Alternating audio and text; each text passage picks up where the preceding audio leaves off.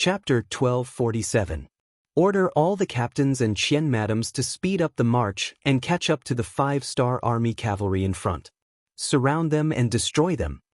Fu also made the decision to change the plan. On this point, he made the same choice as General Tushi. And it was this method that caused him to fall into eternal damnation. With their superior military strength, if they followed the plan, it would be very difficult for the 5-star army to seriously injure them and defeat them on the battlefield. Even if the 5-star army cavalry was stronger, the lack of numbers was always a problem. On the other hand, once the cavalry of the 5-star army moved, they would reveal countless openings and there would be the possibility of them being caught and attacked head-on. The 30,000 Wuxia cavalry had long been annoyed. Following the enemy all the way, it was obvious that they were stronger and could not attack. It was like a hungry person with delicious food in front of them that they could not eat. That kind of feeling was really unpleasant. Now it was good. They could finally attack. Each one of them vented out the fire that had been suppressed along the way. For a moment, the 10 battalions, with each battalion having 3,000 people, began to chase the new light cavalry 20 miles ahead as if they were in a race. Fu did not stop the battalions from chasing instead of fighting together. On the contrary, he was happy to see all of this. In his view, this was the strongest morale of the army. The Kiliarchs under him wanted to perform meritorious deeds. As the main general, he had no reason to stop them. If 30,000 cavalry walked together, it would not be easy to eat them. But if the army was divided into 10, it was completely different. They were destined to regret splitting their military strength. 20 miles ahead of the light cavalry regiment.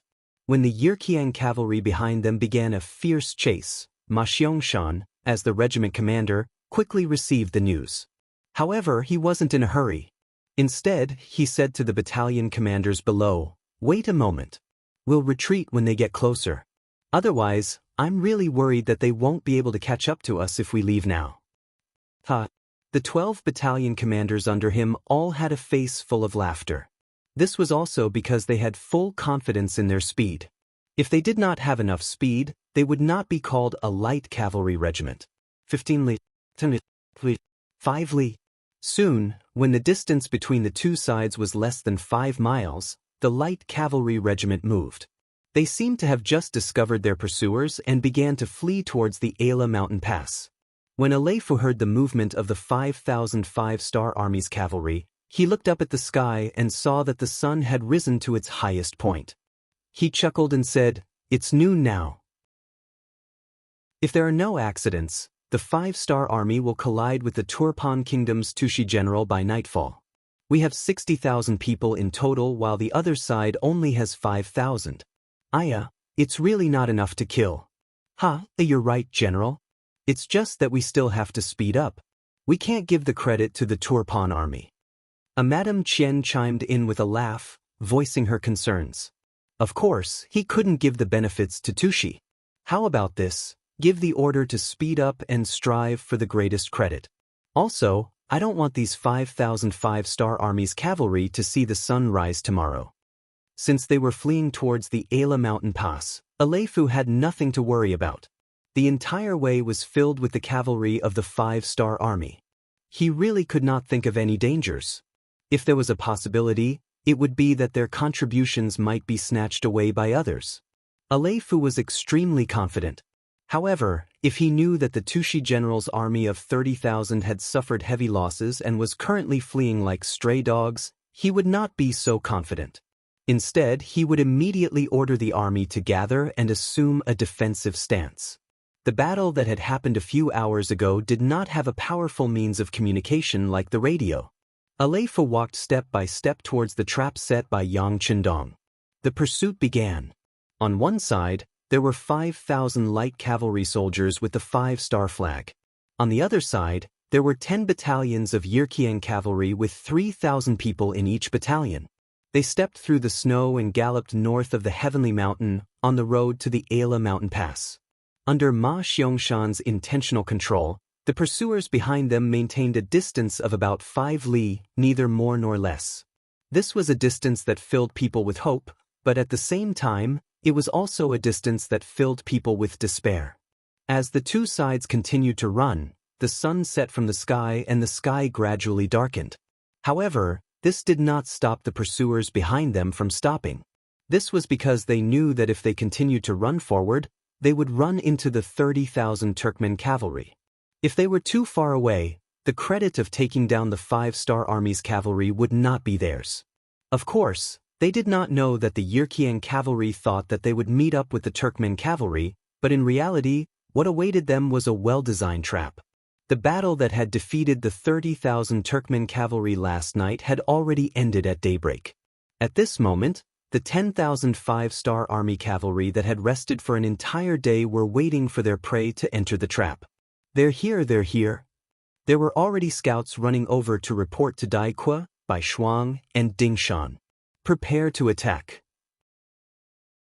When the three commanders received the news, their eyes couldn't help but light up. This was the light of excitement before a big battle, filled with confidence.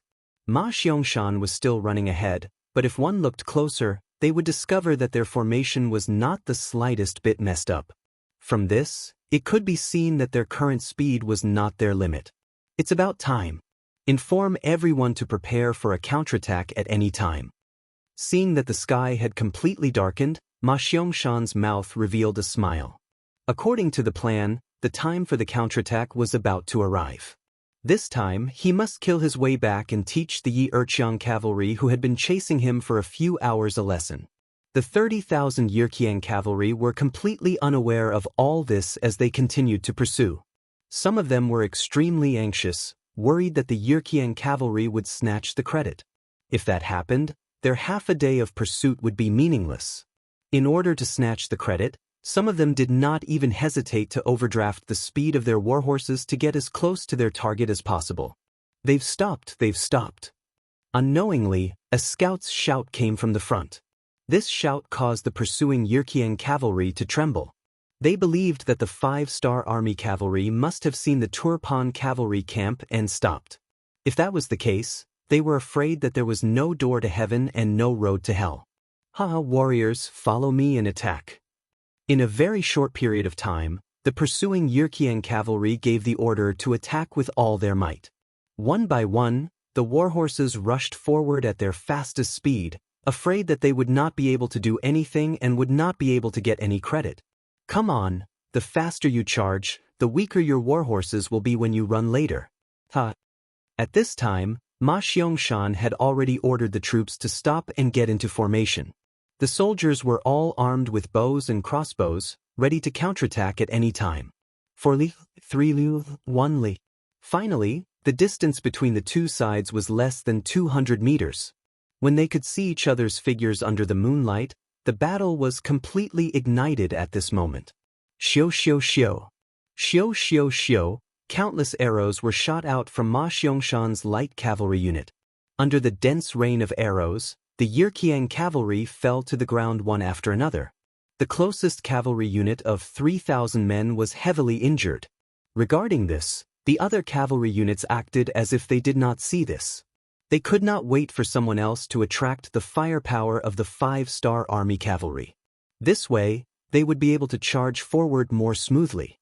Then, it would be time for them to charge forward and beat the master to death with their fists. Xiu xiu xiu. Xiu xiu xiu. The arrows were still flying.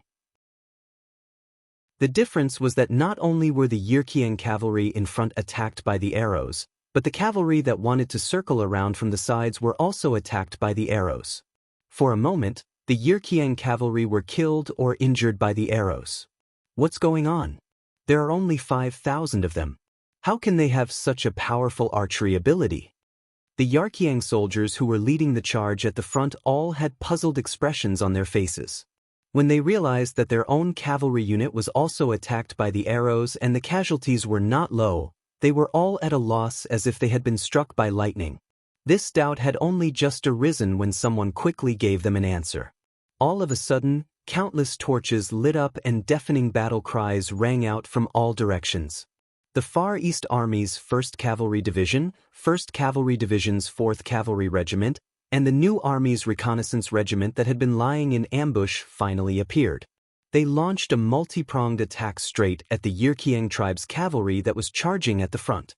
The many torches seemed to light up the sky at this moment and also shattered the fighting spirit of the Yirkiang cavalry in an instant. They did not understand why so many enemies suddenly appeared here. Where did they come from? Divine soldiers and generals? Shouldn't this be the Turpan army's encampment? Why can't I see them? Where did they go? Too many questions filled their minds, to the point that many of the Yirkiang cavalry could not make the right judgment and order in the first place. They could only watch as the 5-star army cavalry rushed out of nowhere and scattered their troops, then slaughtered them one by one. Chapter 1248. Retreat, Retreat. Some of the generals finally regained their senses. When they saw the 5-star army charging towards them like a ferocious tiger, they instinctively gave the order to retreat. The moment the order was given, the Yirkiang cavalry had already lost count of how many of them were dead and how many had fallen off their horses due to injuries. Those who surrender will be spared, those who resist will be killed without mercy. White Shuang shouted as he brandished his dual blades. Facts had proven that this slogan could decide the outcome of a battle and could also break the morale of an army. In just a quarter of an hour, a battalion of 3,000 cavalry had been completely destroyed. Just the number of people who surrendered had reached 2,300. This was only the beginning. One side was already prepared and was waiting for the enemy to arrive, while the other side was beaten until they were dizzy and had no idea what was going on. They didn't even know where to run next. The 30,000 cavalry had become 30,000 headless flies. They had completely lost the will to fight and didn't know who to fight. In the dark night, there were shadows everywhere. The Yirkiang army, who had no target, only resisted for less than half an hour before they were defeated and began to retreat. But even if they wanted to escape, they couldn't speed up. Who asked them to keep urging their horses forward? They had exhausted the potential of their horses. If they wanted to escape now, they would have to see if their comrades were willing to cooperate with them. Retreat, retreat. Aleifu, who was at the back of the army, was quite lucky. Perhaps because he was already a general leading 30,000 troops, he didn't rush to the front when there was no need for his subordinates to snatch the credit. His position was equivalent to saving his life. It allowed him to be the first to retreat when he saw that the situation wasn't good. Aleifu, who didn't even have the heart to resist, led the 3 battalions on the left, middle, and right, a total of 9,000 cavalry, and flew backwards. At this moment, he didn't know how many people there were in the 5-star army and which division they belonged to. He only knew one thing to do, and that was to retreat and escape. The main general had fled, and the other battalions were only able to put up some resistance. 4 hours later, when the sky began to brighten, the battle was over. The only people left on the battlefield were the soldiers of the 5-star army who were holding bloody sabers in their hands. This night, they had killed to their heart's content. Just a preliminary count showed that they had killed more than 3,000 cavalry and captured more than 17,000. In other words, this battle had completely destroyed Aleifu's main force. He had only managed to escape with 10,000 cavalry. On the other hand, the 5-star army only had less than 1,000 casualties. Most of them were injured. The number of people who had died in battle was less than 300. It was another great victory. Bai Shuang, Dai Ke, Ding Shan, and Ma Xiangshan didn't look tired. Very good, we've completed the initial mission given by the 6th young master. Next, we'll have to take advantage of the victory to pursue the enemy. Commander Ding, thank you for your hard work. The one who spoke was Bai Shuang. At the end of his words, he looked at Ding Shan. Ding Shan's expression was very unsightly because he would have to withdraw from the battlefield. After all, after 2 battles, the number of cavalry captives alone exceeded 20,000. These people had to be sent away, otherwise, they would become a burden and trouble for the following battles. Of course, this wasn't Bai Shuang's idea. Otherwise, Ding Shan could have refused. But this was Yang Chendong's will, the will of a king. No one in the Yang faction or the 5-star army dared to go against it. Ding Shan didn't say anything. Although he would definitely obey Yang Chendong's orders, it didn't mean he was willing to do so. until White Shuang came up to him and patted him on the shoulder.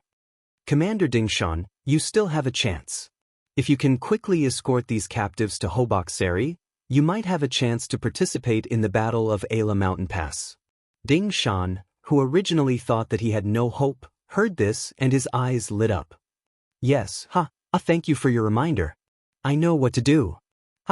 Men, gather the captives and confiscate their weapons. If they resist, deal with them as enemies." With new hope in his heart, Ding Shan had a lot more motivation to do his work. Bai Shuang, Dai Ke, and Ma Xiangshan didn't look at the scouts anymore. What they needed to do now was to rest for the morning and head to Torpon in the afternoon. There was still a big battle waiting for them there. "You two, we have to speed up. Alaif escaped. I'm afraid that the news here will spread soon. If that's the case, the new army will be in great danger." Bai Shuang took the opportunity while the soldiers were taking the time to rest. He took the initiative to find Dai Ke and Ma Xiangshan, the two military commanders, to discuss the next military plan. 100,000 Walla cavalry were riding through the thick snow. 50 li in front of them was their target, the new army of the 5-star army. You team up and I team up. Everyone was heading toward the Ayla Mountain Pass. Before reaching their destination, no one thought that the war would break out early. The Walla general Bo Mu also didn't think that it would happen.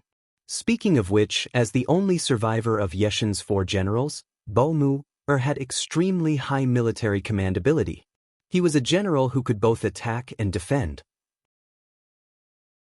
This was why every time Yeshen went out, he was always at ease, leaving the rear in Bo Mu's hands.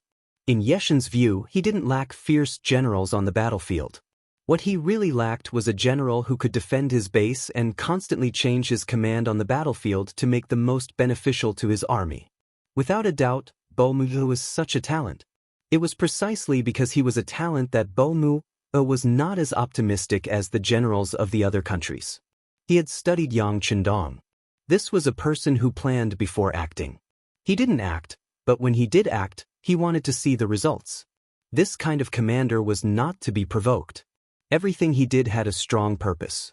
Perhaps there were some things that one couldn't see the use of for the time being, but that didn't mean that what he did was useless. It only proved that one's vision was not there yet. After a period of time, everyone would realize that his seemingly useless move earlier had come in handy at this moment, hadn't it? With a sufficient understanding of Yang Chendong, Bo Mu was not as optimistic as the other generals. Since Yang Chendong was extremely talented in commanding an army, why would he make such a suicidal move? If this time, Yang Chendong knew that the 1st Cavalry Division was in danger, it wouldn't be surprising if he sent a large army or even personally led the expedition. Only this method of sending out reinforcements made Bo Mu unable to figure out what he wanted to do. Bo Mu had also thought, if he were Yang Chendong, what would he do next? Would he counterattack on the way to the Ayla Mountain Pass? It seemed very difficult to do this. After all, it looked like the 5-star army was sandwiching the 5-nation coalition army, but how could it not be that the 5-nation coalition army was sandwiching the 5-star army? On any battlefield, one side had 3 times the strength of the other side. This made Bo Mu see no hope or possibility of victory. Bo Mu had also wondered if the 5-star army would suddenly launch a 2-army sandwiching attack. But as soon as this thought appeared, it immediately disappeared. If they really did this, the 5-nation coalition army was not to be trifled with. Wouldn't they find out and send out troops? If that was the case, the 5-star army would not be able to gain any advantage in the end. It could be said that among these generals, Bo Mu was the only one who used his brain. It was only because he never thought that an army would suddenly enter the battlefield that he overlooked something. This was why he did not see Yang Chendong's tactics and strategic intentions. Bo Mu closed the opened map in his hand again and handed it to the person beside him. He let out a long sigh and then looked forward, seemingly deep in thought. Along the way, he had seen Bo Mu reveal this kind of thoughtful expression more than once. Of course, he knew what he was worried about. As a Walla warrior, his personality was straightforward and his words were also straightforward. "General, you don't have to worry. In this battle, We have 100,000 elite Walla cavalry. The other side only has 30,000 cavalry. Even if they want to play any tricks, in the face of absolute strength, they are still not our opponents. General, are you thinking too much? Am I really thinking too much? Bo Mu-er of course knew that what Bo Mu-er said was the truth. He had 100,000 elite Walla cavalry. Even if he faced the main force of the 5-star army, he still had the strength to fight and had a great chance of winning. And now, the opponent was only 30,000 cavalry. What was there to be afraid of? 100,000 cavalry seemed to give him endless strength. He laughed and said, "That's right, maybe this general is thinking too much. Come, bring wine. We will drink wine and watch how the 5-star army is destroyed by us this time." Bo Mu regained his spirit. Naturally, Bo Mu was very happy. He immediately ordered a guard to bring wine. He wanted to drink and celebrate the upcoming victory with the general in advance. 2 wine bags were quickly sent to the 2 of them. After a light tap, the 2 of them took a big gulp. Bo Mu reached out and wiped the wine from the corner of his mouth. He let out a long sigh. We really don't need to be afraid of anything. But what we should do must be done well. Bo Mu, in a while, you will inform the troops to follow closely. If there is any situation, do not act without authorization. Focus on defense and wait for the final order to attack. Chapter 1249. Yes, General. Pai Qin had followed Bo Mu for many years and had seen him save the army out of caution more than once. Therefore, he did not raise any objections this time. He also believed that the army of 100,000 needed to be disciplined. Only in this way could they remain calm in the face of change and not panic. It was said that soldiers followed the heart of the general. With such a cautious general leading the army, it had to be said that the 5-star army's counterattack would be a great obstacle. 50 li in front of the army led by Bo Mu, he was also leading the new army cavalry towards the Ala mountain pass. Their speed was also not fast, only slightly faster than ordinary infantry. The new army had been conserving their strength under the leadership of Su He. Many of the officers had already raised their suspicions about why they were moving so slowly. The order they had received was to go to the Ala mountain pass to rescue the 1st Cavalry Division that was heavily surrounded. That was the 1st Cavalry Division, which had always been regarded as the most powerful cavalry. Now that they needed their help, one could imagine how excited everyone was. Su He was even more so. As someone who had once competed with Tian Hu for the position of commander of the 1st Cavalry Division, he had always regarded it as his responsibility to surpass the other party. Now that the opportunity had finally come, he was so excited that he did not even sleep well. However, with the appearance of the telegrams, Su He's excited heart quickly cooled down. After learning about Yang Chendong's military plan, Su He knew that the idea of rescuing the 1st Cavalry Division would not be possible. This made him feel a little disappointed, but when he looked back at the 100,000 Walla cavalry chasing behind him, he felt a little excited. If he could inflict serious damage to this army, it would be a great achievement. Now that he knew the entire plan, Su He faced the doubts of his subordinates. He used the excuse that the 30,000 Yirkiang cavalry were in front of them and that if they moved too fast, it was very likely that they would run into them. At that time, they would face the risk of being attacked from both sides. Not long after, the 4 division commanders appeared in front of Su He, and he relayed the next step of the battle plan to them. When the 4 division commanders heard that their plan to save the 1st Cavalry Division was fake and that their real goal was to get rid of the 100,000 Walla cavalry behind them, they were both excited and nervous. Although the new army prided themselves on their strength and dared to go head-to-head with the 1st Cavalry Division, they had to admit that the huge difference in numbers was an important factor that hindered them from completing their plan. But when they knew that they had to deal with 100,000 Walla cavalry this time, they had to admit that the huge difference in numbers was an important factor that hindered them from completing their plan. They had to admit that with such a huge gap, it would be very difficult for them to complete the mission. Only our new army? Kalu, the commander of the 1st Cavalry Division, asked the question that everyone wanted to ask. Su He looked at Kalu with a gaze of praise. This person had matured very quickly, and his ability to see the big picture was also very effective. He was a good seedling, and he was able to ask the main point of the matter with a single sentence. In order to give everyone confidence, Suhi said, "Of course it's not only us. I can tell you that just last night and this morning, the 1st Cavalry Division's 4th Regiment, the Far Eastern Army's 1st Cavalry Division, and the New Army's Light Cavalry Regiment have already defeated 30,000 Turks and 30,000 Yirkian cavalry. They are now rushing towards us, and as long as we meet up, it will be time for us to launch an all-out counterattack. At that time, the foreign race's 1st Army will appear from the rear of the Wala Army. When the disparity in numbers isn't too great, we will definitely be able to deal a heavy blow to the Wala Army and break the Allied Army's operation against our 5-star army." This was their trump card, and also the source of their confidence. If everything was as Suhi said, then they would have a total of 80,000 people. With a difference of 10,000 soldiers, they would be able to make up for this gap. Then there's no problem. When Kolu heard this, he nodded happily. He was most worried that they wouldn't have enough soldiers. If the disparity was too great, then this battle wouldn't be easy to fight. After all, the Wala cavalry wasn't to be trifled with. Before the 5-star army appeared, they were the strongest existence. Even the Tatar cavalry wasn't their opponent. The other 3 division commanders also nodded in agreement. Then, their bodies emitted a rumbling battle intent. It could be seen that they were also very eager to fight and continue to make contributions.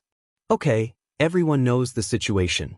Now, you can all return to your divisions and give your orders to the officers below. Remember, don't let the cat out of the bag before we meet up with the army. There are a lot of tile scouts around us. Suhi was giving advice to the 4 division commanders, reminding them that they must keep the secret well. Unlike the other countries, the Wala cavalry's riding skills weren't inferior to the 5-star army's cavalry. In addition, Bomur was very careful. Not long after the army set off from Tufan City, there were already Wala scouts keeping an eye on them. Although Suhi had sent people to surround and kill them, there were always batches after batches of them died. Because the combat strength of both sides was similar, in the end, no one would end up well. In the end, Suhi could only let them watch him from the side. Anyway, before they met up with the army, he wouldn't do anything out of the ordinary. Being watched like this could lower Bomur's vigilance. After the 4 division commanders agreed, they all retreated and waited to meet up with Bai Shuang and the rest. 2 days later, the first to arrive wasn't the 5-star army's cavalry. Instead, it was Aleifu's 10,000 cavalry that escaped from the west. Previously, Suhi received a telegram from Commander Bai Shuang saying that Aleifu and the 10,000 Yirkian cavalry were likely to appear on the path of the new army. For this, Suhi also made some arrangements.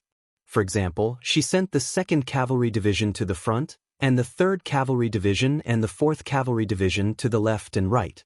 She also told them that once they encountered the defeated cavalry of Yi Erqiang, they did not need to talk. They could just kill them directly. But at the same time, he didn't want to meet them. After all, it was 10,000 cavalry. Without a suitable encirclement, it wouldn't be easy to defeat them. Naturally, Suhi was worried that once he fought with Aleifu's 10,000 cavalrymen, Bomur, who was behind him, would soon receive the news. If he couldn't destroy this enemy quickly, it was likely that the new 3rd Army would face the risk of being attacked from both sides. This was not what he wanted to see. But things might not develop as expected. It was just like how Suhi didn't expect to meet this enemy cavalry, but they still met in the end. When Suhi received the news from the scouts that there was a cavalry with Yi Erqiang's flag on the road ahead, she let out a sigh of relief and order the 2nd, 3rd, and 4th divisions to attack. We must defeat this enemy in the shortest time possible. At the same time, inform the 1st Cavalry Division to block the charge of the Wala cavalry and buy us enough time to deal with the enemy. Next, it would be a competition to see who was faster. This would most likely determine the direction of the war. After Aleifu's defeat, he led 10,000 cavalry to the east. The reason why he didn't escape and continued to walk on the official road was so that he could join forces with the Wala cavalry to eliminate the new army of the 5-star army. First, there was Torpon's inaction, which led to the loss of the city. Then there was the sneak attack here, leaving only 10,000 men left. After 2 defeats, Aleifu knew that if he couldn't make a beautiful comeback, even if he escaped back to Yirqiang, he would face the risk of losing his position and being imprisoned. In order to be able to take the blame for his crimes, Aleifu had no choice but to walk on the official road and fight with his back to the river. After 2 defeats, Aleifu learned his lesson this time. He first sent out a large number of scouts to scout ahead. At the same time, he also sent a group of elite scouts to take a detour. Their mission was to meet General Bo Muir of the Wara and tell him what happened to them. Then, they would form a pincer attack on the new army. After sending out the scouts, Aleifu ordered the army to be ready for a defensive battle at any time. He only had 10,000 cavalry, so he wouldn't charge at the Xian San army that had 30,000 cavalry. He only needed to stand guard here and wait for the Wala cavalry to rush up. Then, he could launch a pincer attack. It was because he was already prepared that when he learned that the new army was 10 miles in front of him, Aleifu decisively ordered the army to stop and defend. After doing this, he began to pray that the Wala cavalry must be faster. Perhaps the prayers had worked, but in fact, it was the small team of scouts that had been sent out. They had met the scouts of the Wala army before the battle had even started. After revealing their identities, the scouts led them to the general of the Wala army, Bo Muir. What? The 5-star army took the lead to launch a counterattack? Your general Aleifu was defeated and lost 20,000 of his 30,000 cavalry? Bo Muir, who was riding on his horse, saw the Yirqiang cavalry under a withered tree. From them, he learned some things that happened 2 days ago. It's not that he didn't consider this possibility, but after thinking about it, he didn't think that the 5-star army would try to break a stone with an egg. After all, the disparity in strength was obvious. It's just that he forgot a very important point. That was, not every army of the 5-star army had the strength of the Wala cavalry. This was his biggest oversight. Fortunately, although Aleifu's army was defeated, he wasn't scared out of his wits. He still wanted to take the blame. As a result, it gave him an opportunity to attack the new army from both sides. There were more than 30,000 cavalry of the 5-star army in front of him. If he could completely eliminate them, it would be a heavy blow to the 5-star army and Bugnam of Gojoseon. When he thought of this result, Bo Muir's face was full of excitement. Where is Biki'in?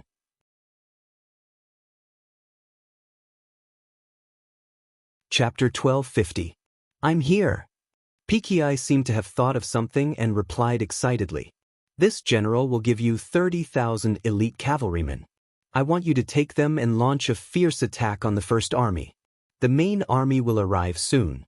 Do you have the confidence to open a gap and join up with General Aleifu?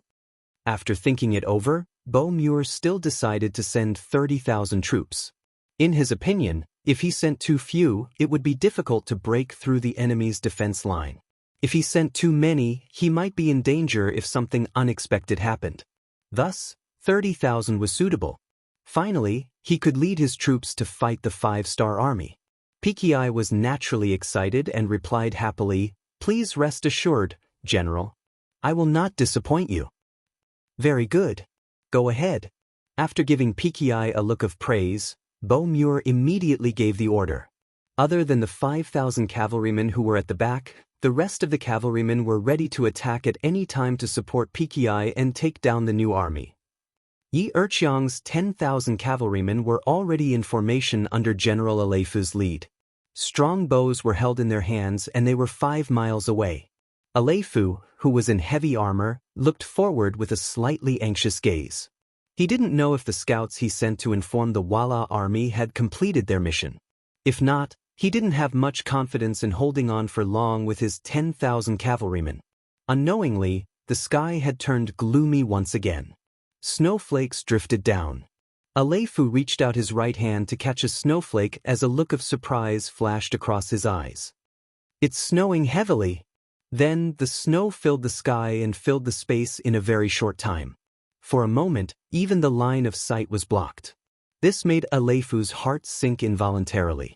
Obstructed vision was not a good thing for long-range archers. Unable to accurately lock onto the target, Aleifu cursed the heavens for not opening their eyes. How could it snow so heavily at this time? But at the same time, he couldn't help but raise his spirits and give orders to the cavalrymen. Everyone, don't shoot blindly. You must aim before shooting. Even if you can only shoot one arrow, you must hit the target.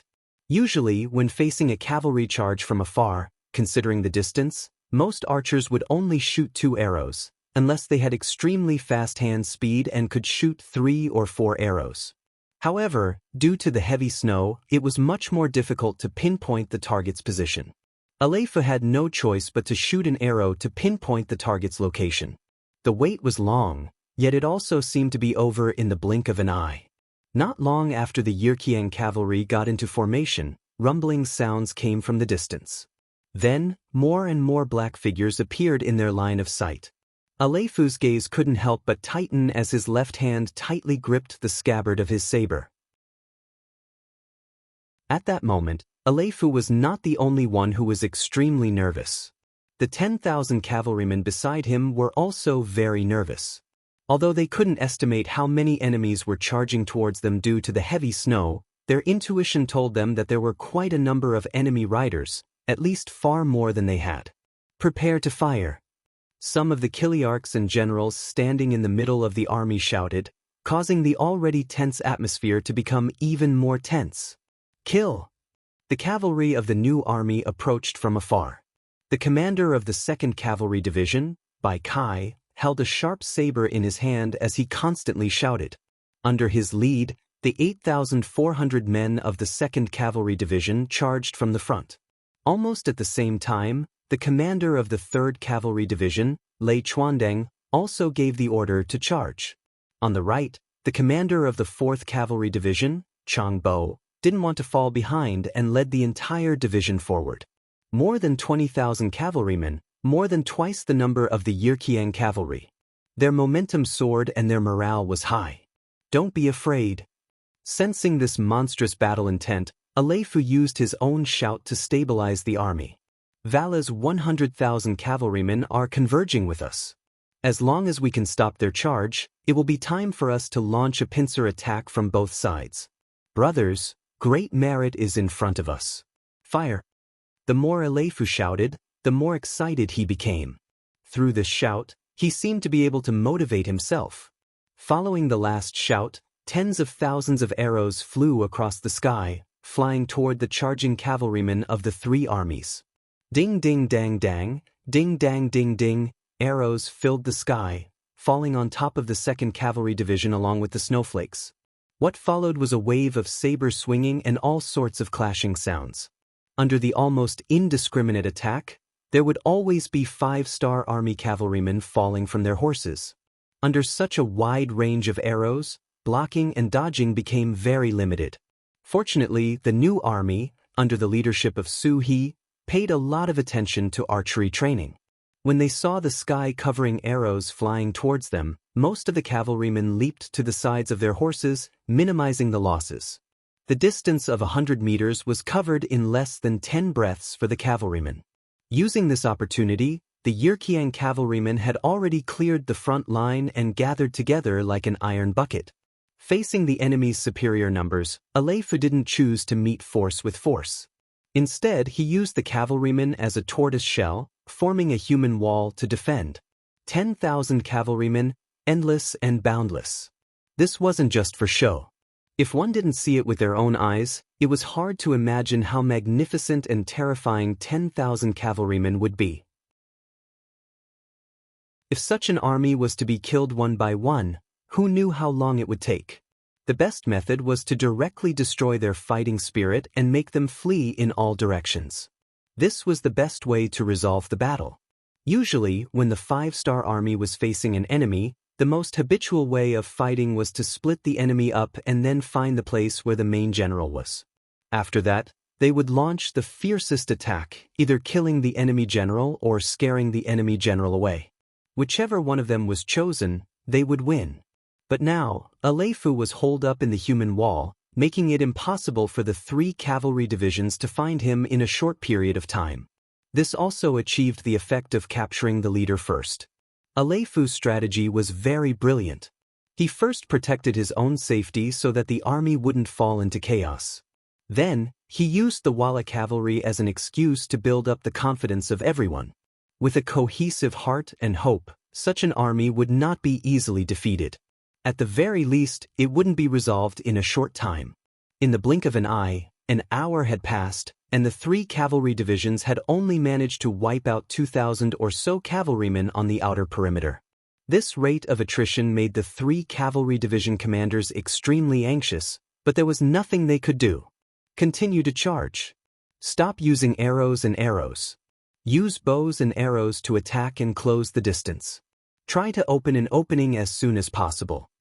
2nd Cavalry Division Commander Bai Kai thought that at this time, 1st Cavalry Division Commander Kalu was about to face the Wala cavalry's charge. He immediately felt a huge pressure on his body. In fact, Commander Kalu had already seen the 30,000 cavalrymen led by Tai Qin. Moreover, both sides were already fighting. This time, after receiving the order, the 30,000 cavalrymen did not stop for a single moment, using their fastest speed to appear in front of the 1st Cavalry Division's front lines. Their only thought was to render a great contribution. This time, after receiving the order, the 30,000 cavalrymen did not stop for a single moment, using their fastest speed to appear in front of the 1st Cavalry Division's front lines. Then, relying on their advantage in numbers, they launched an earth-shattering charge. Arrows were shot from afar. After 2 rounds of arrows, at least 1,000 cavalrymen were killed or injured. Kulu pulled out his cavalry sword and no longer defended. Instead, he changed to a frontal assault. Not defending and counterattacking. This was the method Kulu prepared for the enemy. He wanted to catch the enemy off guard. He wanted to catch them off guard. Of the 8,400 cavalry warriors, apart from the 3,400 who continued to harass the enemy with arrows, the other 5,000 cavalrymen followed him and counterattacked with arrows. When they charged into the enemy's camp, Tai Qin, who was waiting to see the 5-star army's performance, couldn't help but widen his eyes at this moment. On the way here, Tiqian had thought about whether his sudden appearance would catch the other side off guard, or whether the other side had already prepared for it. For example, if the other side had already prepared something like a barricade or an iron caltrip, and how to deal with the next situation, using the smallest price to obtain the greatest victory, and so on. However, when he arrived, he didn't see the 1st Cavalry Division preparing anything. He didn't even see the most basic of obstacles. This made him happy. He thought that he was fast enough and took advantage of the time difference. This way, he was even more confident. With 30,000 men against less than 10,000 cavalrymen, wouldn't it be easy? It could be said that Tai Qin had made several preparations. He was just waiting for the enemy to make a move. But what he didn't expect was that the enemy would actually counterattack. This greatly exceeded his expectations. Many of the cavalrymen charging at the front didn't expect this either. When Kulu led his 5,000 cavalrymen to charge, there were still many Wala cavalrymen who were crouching on the sides of their horses, or under their horses, making tactical movements to avoid the arrows. Unexpectedly, the enemy cavalry appeared beside them. Caught off guard, many soldiers didn't even have the chance to raise their swords before they were killed by the approaching cavalry of the 5-star army. In a short period of time, at least 600 cavalrymen were killed in a single clash, and the number of injured reached a shocking number of more than 1,000. Just one wave of arrows, coupled with an unexpected wave of arrows, had instantly killed more than 3,000 of the enemy. Kulu had only lost less than 200 of his cavalry, and most of them were still injured. With this great victory, he led his 5,000 cavalrymen back safely.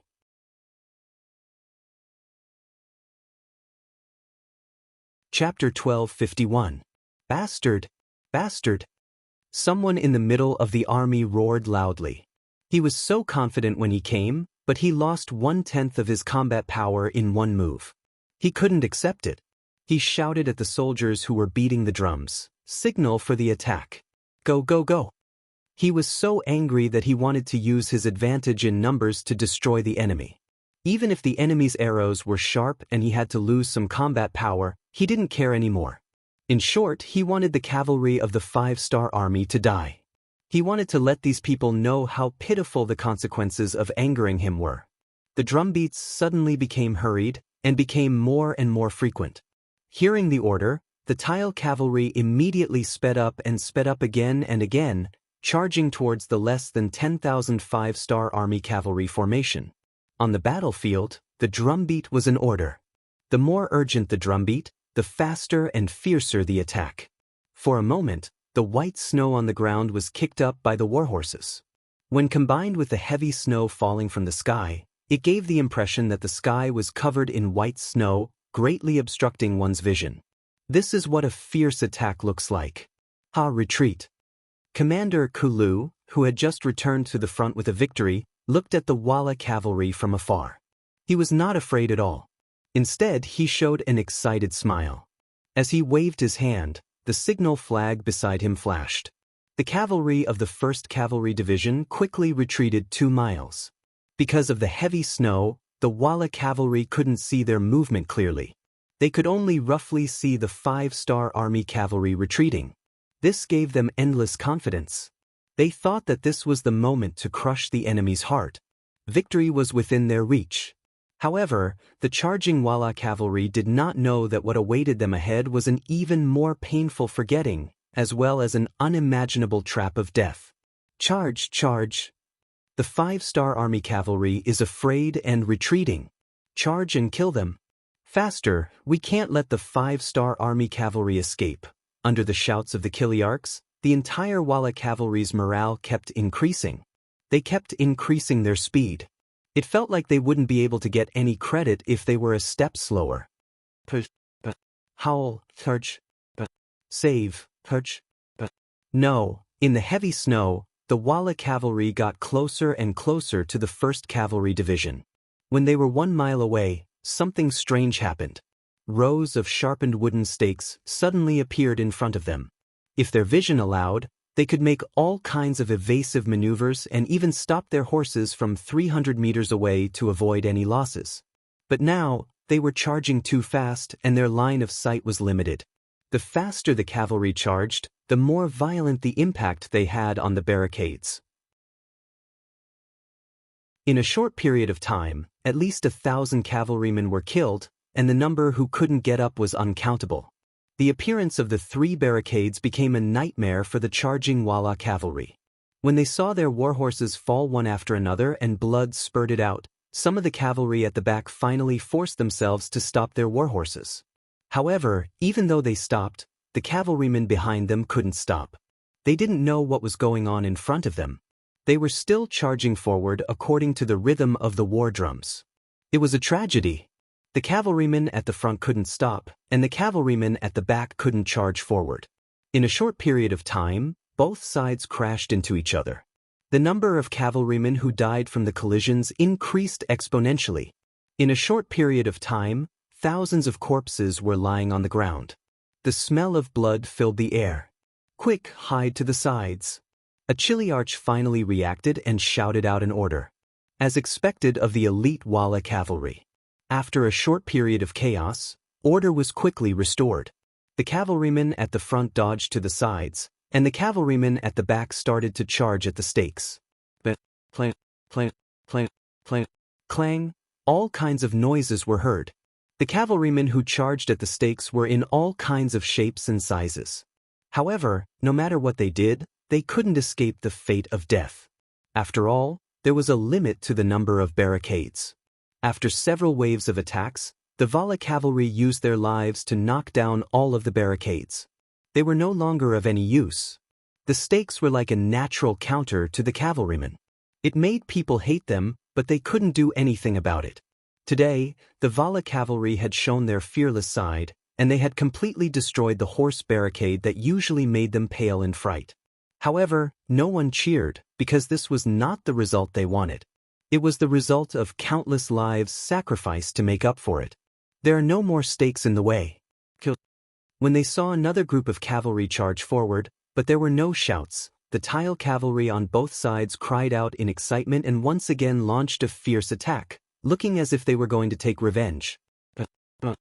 After charging onto the official road, The cavalry that had been silent for less than a quarter of an hour suddenly let out mournful cries. The cries became louder and louder, causing the Vala cavalry to stop in their tracks. They really couldn't figure out what was going on.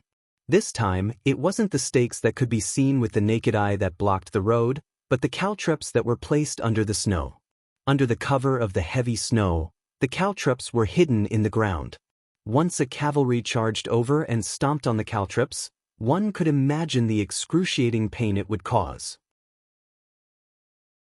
The warhorses immediately neighed and the cavalrymen riding on them were thrown to the ground one by the frenzied warhorses. Whether it was the stakes or the caltrops, Kulu was already prepared. When he received the mission, Bai Kai and the other 2 division commanders gave him all the caltrops in their hands. However, Kulu didn't use them immediately. It wasn't that he didn't want to use them, but the timing wasn't right. The Wala cavalry was good at fighting, and they weren't ordinary cavalrymen. They had rich battle experience, and it was impossible for them not to be prepared against conventional weapons like the stakes and caltrops. Therefore, if he wanted to use them, he had to catch them off guard. Fortunately, the heavy snow gave Kulu inspiration. That was why the series of events just now happened. Most importantly, under the heavy snow, both sides of the official road were completely sealed, forming a pile of snow that was half a person's height. The horses couldn't gallop on it, so Kulu didn't have to worry about being attacked from both sides. He could just focus on the main road. The stakes and caltrops were used separately, and it was indeed effective. However, this wasn't the end. While the enemy's charge was interrupted by the 2 division commanders, and the enemy's morale was unstable, Kulu led another 5,000 cavalrymen to attack. The caltrops along the way were covered by the corpses of the Wala cavalry and their horses. They only needed to step on them to charge out. Boom! The Vala cavalry who were waiting for the movement in front of them saw a torrent of people rushing out, following which arrows and sabers flew out to meet them.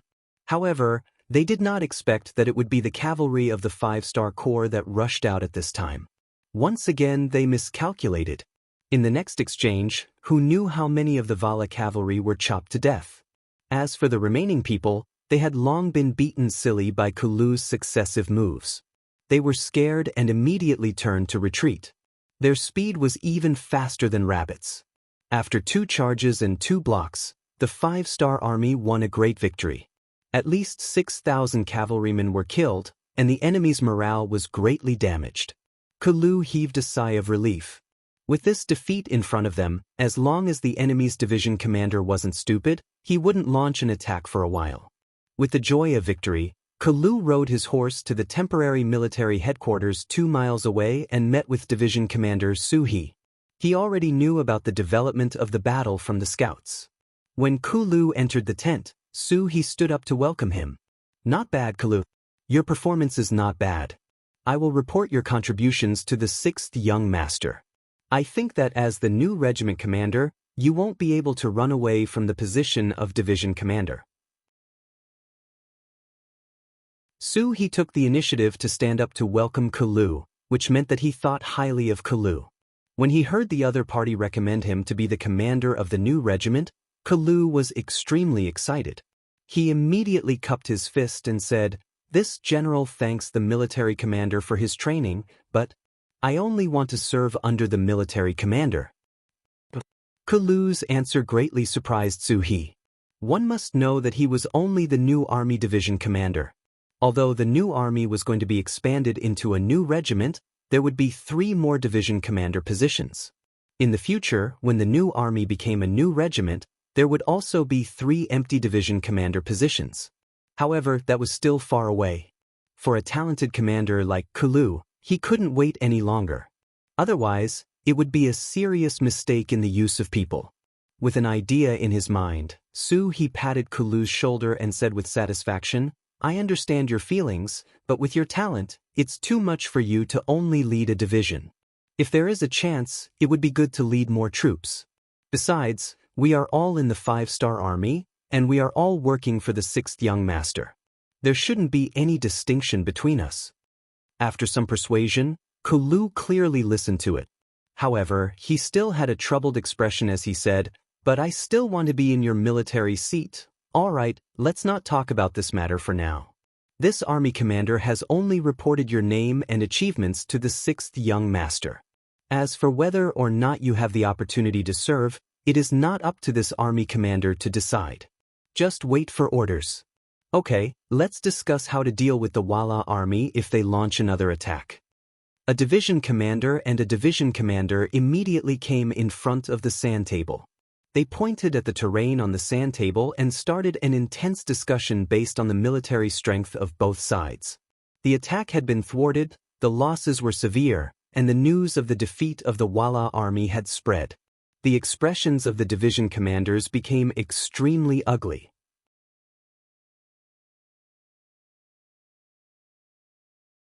Chapter 1252. Originally, he had thought that he was leading the most elite cavalry in the world, and had an absolute advantage in terms of military strength. He had thought that he would be able to win this first battle, and he would also become the first general of the Five-Nation Alliance to defeat the Five-Star Army on the battlefield. But he didn't expect that the greater the hope, the greater the disappointment. He actually lost 6,000 soldiers.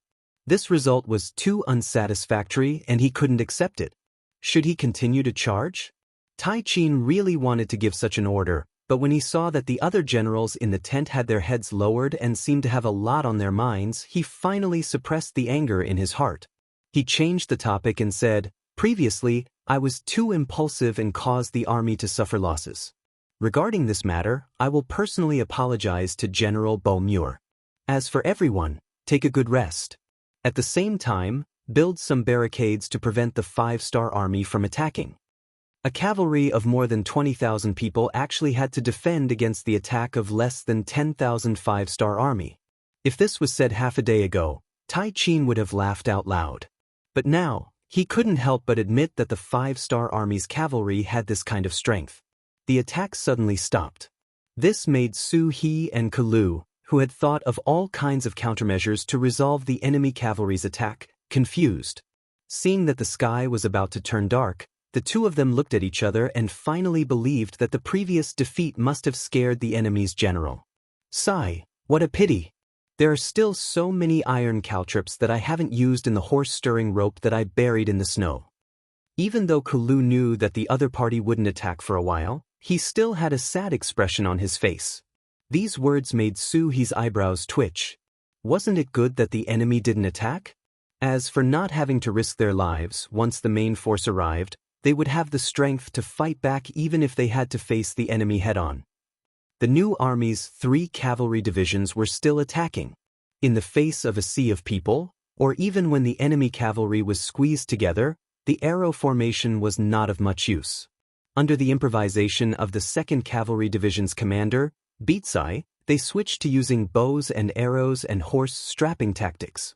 Arrows after arrows were shot at close range, and ropes were like sharp awls, trapping the Yirkian cavalry and dragging them under their horses. The Five-Star Army was like a spider weaving a web, slowly nibbling away at the surrounded Yirkian cavalry. Aleifu, who was protected by 10,000 cavalrymen, had an extremely ugly expression on his face. He had been standing guard here for half a day. The sky was about to turn dark, but there was still no sign of reinforcements. What was going on? Even if the scouts he sent out didn't inform the Wala army in time, the Wala army should be aware of such a huge commotion, right?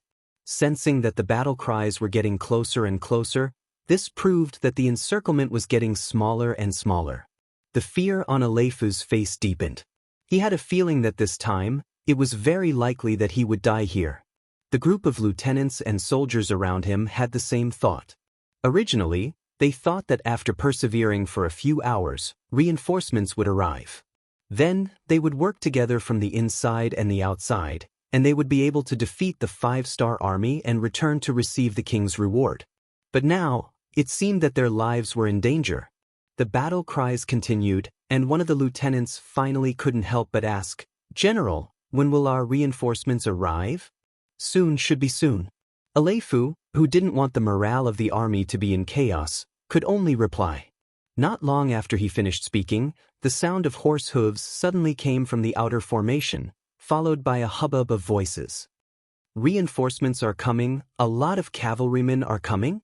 One of the soldiers was lying on the snow. When he raised his head, he had a joyful expression on his face. Then it must be the reinforcements. Ha, the reinforcements are here. Tell the brothers we must hold on. Victory is right in front of us. Aleifu changed from his previous silent appearance. At this moment he became lively again. That's right, reinforcements were coming, but it wasn't the Walla cavalry. After Bai Qin's repeated failures, he was indeed afraid of the 5-star army's cavalry. He chose to stay put and wait for Bo Muir to lead the main force. This action was equivalent to giving up on the 10,000 Yi Er Chang cavalry. If it wasn't the Walla cavalry, then it was the 5-star army that had chased Aleifu all the way and defeated them. They were Bai Shuang's 4th Cavalry Regiment, Dai Ku's 1st Cavalry Division, and Ma Xiangshan's Cavalry Regiment. After a series of battles, Bai Shuang and the others rested for half a day. It was this half a day that allowed Aleifu to run so far. Fortunately, the new army received the telegram and made a timely response, blocking the 10,000 cavalrymen here.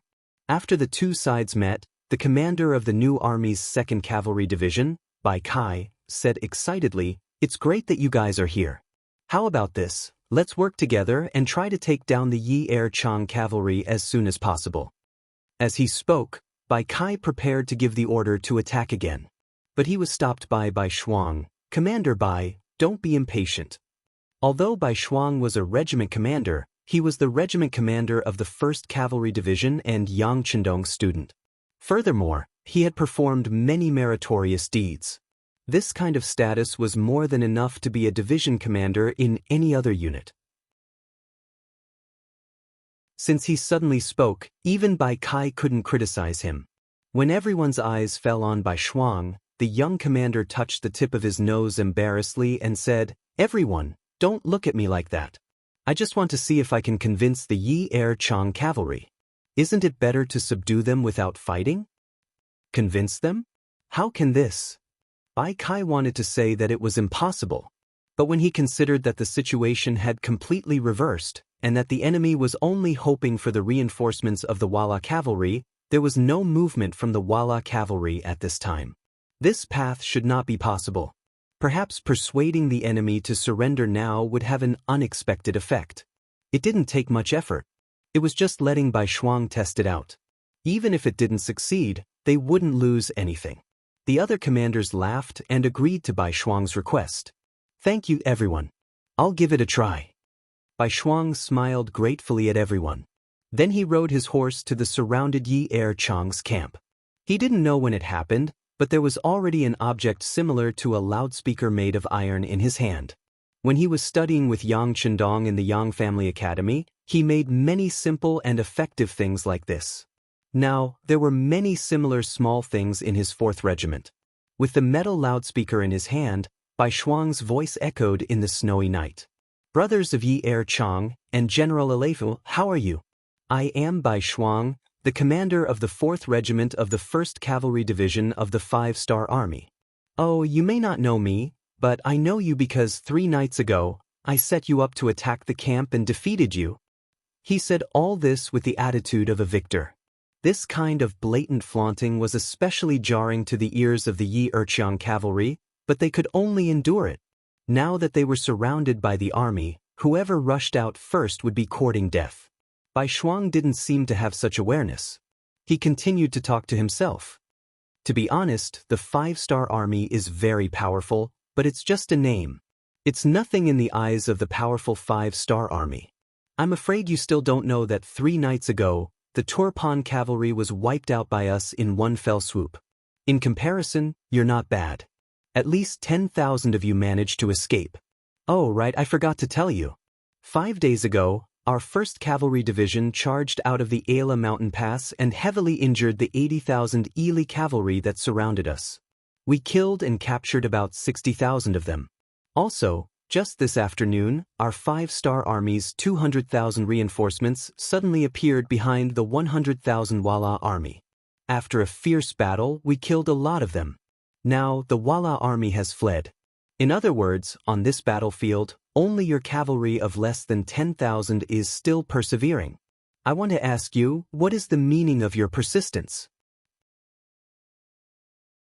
Truth and falsehood came out of Bai Shuang's mouth. This was the so-called all is fair in war.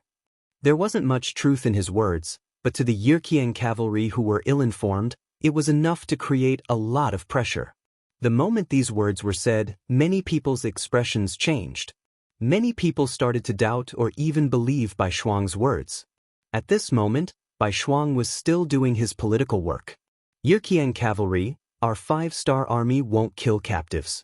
As long as they are sincere in changing, we will give them a chance. Just like 3 days ago, when you lost, there were 17,000 captives in our hands. Now, not only are they safe, after a thorough investigation, they are free to choose their future. For example, they can join the 5-star army and become a part of us. Or, they can become a normal citizen and be given 30 mu of grain, a wife and children, and a warm bed. They can live a life far away from the flames of war. That's such a comfortable and desirable life.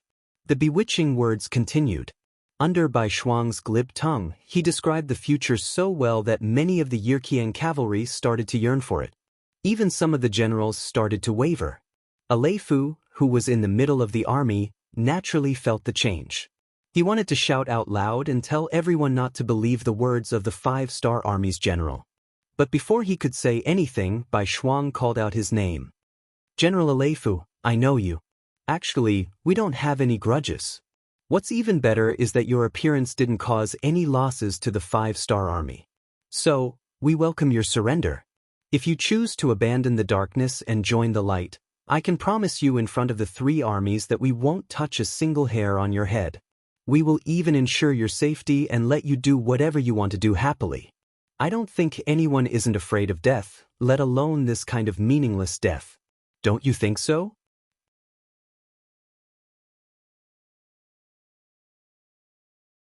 Chapter 1253. Alright, I've said everything that needs to be said. I'll give you the time it takes for an incense stick to burn to consider. During this time, I can guarantee the safety of those who surrender. On the other hand, if anyone still wishes to resist, the final attack will be launched after an incense stick. At that time, regardless of whether you are a general or a soldier, you will be killed without mercy. At the end of his speech, Bai Shuang's tone became incomparably resolute, revealing his cold-blooded side as a general. An incense stick would determine life and death. At this moment, the attack had already stopped. However, one could foresee that if these people did not surrender, a new round of attacks would be even more ferocious after an incense stick's worth of time. At that time, not many people would be able to survive. Apart from the night's cold wind, the camp of tens of thousands of soldiers was eerily silent. Even the warhorses had stopped neighing, causing the atmosphere to become extremely strange. The silence lasted for an unknown period of time until someone among the Yirqiang cavalry spoke up. I don't want to die. I still have my parents, wife, and children at home. I want to live. I want to surrender.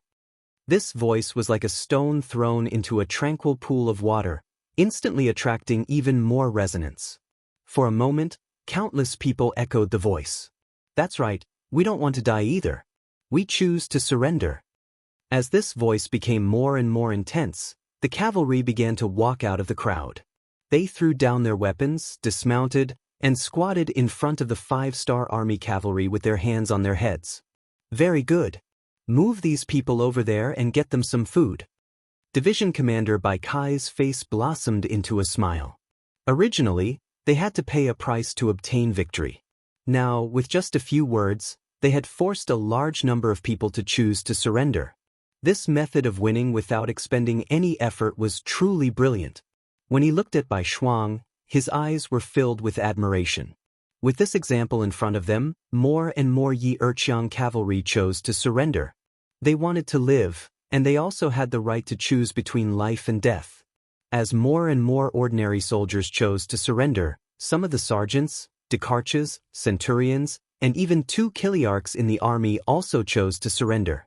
The Yirqiang cavalry camp seemed to be collapsing by itself. Aleifu, who was in the middle of the army, had an ugly expression on his face. Although he knew that he would be defeated, he was defeated so quickly that many of the soldiers did not even ask for his opinion before surrendering. A feeling of the general trend of the battle was deeply entangled in his heart. The number of soldiers on the outer perimeter dwindled, and the number of people who chose to surrender changed from the initial few to the entire battalion. Seeing his personal guards looking at him expectantly, Aleph sighed deeply and said, "All right, you guys can also make your own choice. This general will not force you guys to do so. But I cannot surrender. I am Yi Erqiang's general." At this moment, Aleph still wanted to express some emotions to engrave his will. However, before he could finish his words, the bodyguards around him had already started to persuade him. "General, we've already lost. Even if you don't surrender, the result won't change. General, once the news of our defeat spreads back to the country, I'm afraid it will be very disadvantageous for you. Even if you sacrifice yourself now, you won't be able to change the result. You won't receive any glory either. General, where there's life, there's hope. As long as we're still alive, there's hope. At worst, we'll follow the general's army and stay away from the war. Wouldn't it be great to be a farmer? General, the general trend has already passed. If you don't surrender now, you'll only lose your life in vain. It's meaningless." "General," all the bodyguards were trying to persuade Aleph. Everyone had different opinions, but their goal was the same. That was to persuade the general to make the same choice as them.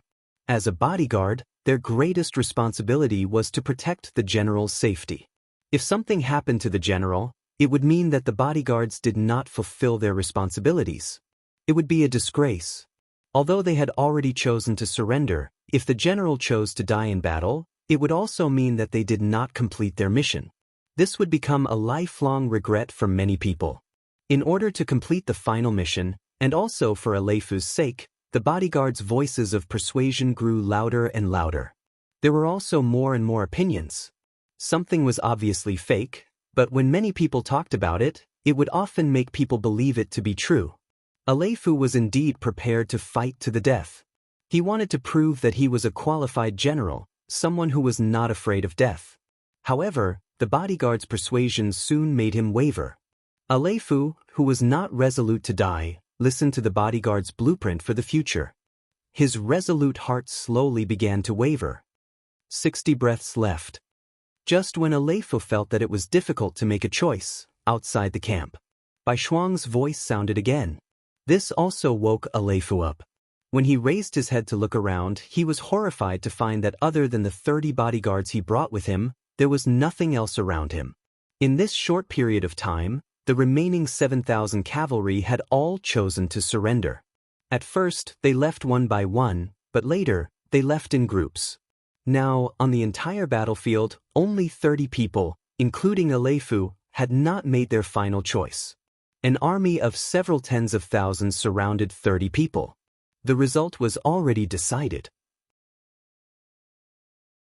Not to mention that these people were only slightly stronger than ordinary cavalry. Even if each of them could fight against 100 people, they still had no chance of escaping and winning. 30 breaths. Bai Shuang's voice sounded again. It was like the wind of hell and the horn of death. When Aleph heard it, he could not help but tremble. "General, we have no other choice. Please give the order." The bodyguards looked at Aleph with longing eyes. At this moment, Aleph still wanted to say a few words, but the atmosphere of the battlefield did not allow him to do so. He already had no time. "I surrender." When Bai Shuang said the last 10 breaths of time, Aleph finally made his final decision. After saying those 3 words, his entire body collapsed. At that moment, he was like an old man that had lost all of his vitality, as if he would age at any moment. The 7,000 cavalry had all chosen to surrender. At this moment, Bai Shuang also let out a sigh of relief. Then, under everyone's gaze, he took the initiative to ride up to Aleph and extended his right arm in a friendly manner. "General Aleph, the 5-star army welcomes you to join." As Yang Chendong's student, Bai Shuang's ability to see through people's hearts and borrow their power was also exceptional. The best way to defeat the 5-star army was to find some people related to the 5-star army. Only then could they better understand their opponents. Knowing oneself and knowing one's enemy was the only way to win 100 battles. Bai Shuang's sudden appearance caused Aleifu to instinctively become very nervous. He did not know if the other party would keep his promise and go back on his words to kill him. After all, in the current situation, the other party was the boss and he was just a fish on the chopping board. Now that he did not have any military power in his hands, even if the other party really killed him, who would stand up for him? Where could he go to reason with? He originally thought that he would definitely die and the other party was settling the score. He wondered if he had made a stupid decision. Should he have chosen to commit suicide just now? At least he would have been able to maintain the last bit of dignity in his life. However, when Bai Shuang extended his right hand, he was puzzled. He realized that the other party did not have any weapon in his hand while he was holding a sharp saber in his right hand. This is a handshake. It is one of the etiquette of our 5-star army. It is a sign of friendship. Could it be that General Aleifu does not want to be my friend? Seeing Aleifu's nervous expression, Bai Shuang said with a smile. Friend? At this moment, Aleifu was even more puzzled. Yes, you chose to surrender to our 5-star army. Now we are no longer enemies, but friends. Could it be that you are not happy? Bai Shuang said with a firm tone. Aleifu's eyes lit up. To be able to become friends with a general like Bai Shuang was definitely beneficial to him. At least he did not have to worry about his safety. He immediately put down his saber and imitated Bai Shuang's action and extended his right hand. When the two hands shook, he kept repeating, "Yes, we are friends, we are friends." After subduing Aleifu, the several armies merged together and headed straight for the temporary headquarters of the new army. Although they won this battle, the war was not over. It was only the beginning because there were even more powerful enemies standing in front of them that needed to be conquered. Turpan City. The city that had been under siege for several days showed no signs of falling. On the contrary, it was getting more and more ferocious. The 10,000 infantrymen sent out by Turpan City suffered losses after repeated attacks. There were only about 3,000 left. All of this was because of money. After the first batch of city defenders, who were made up of residents, received their due rewards, more and more youths signed up to defend the city, reaching 30,000. With so many people going up the city walls and picking up weapons, the entire Turpan City was impregnable. Of course, the amount of gold and silver paid every day was not small. The mountain of silver in front of the palace square was shrinking at a speed visible to the naked eye. Regarding all of this, Yang Chendong was not worried at all. In his eyes, any problem that could be solved with money was not a problem at all. They had a large amount of territory, as well as 3 production bases in Qiqian City, Shaowei Province, and Beginning City. Every day, just the variety of fresh products and items produced was already out of the ordinary. The products produced by the Yang family were all of the best quality, especially the endless variety of new things.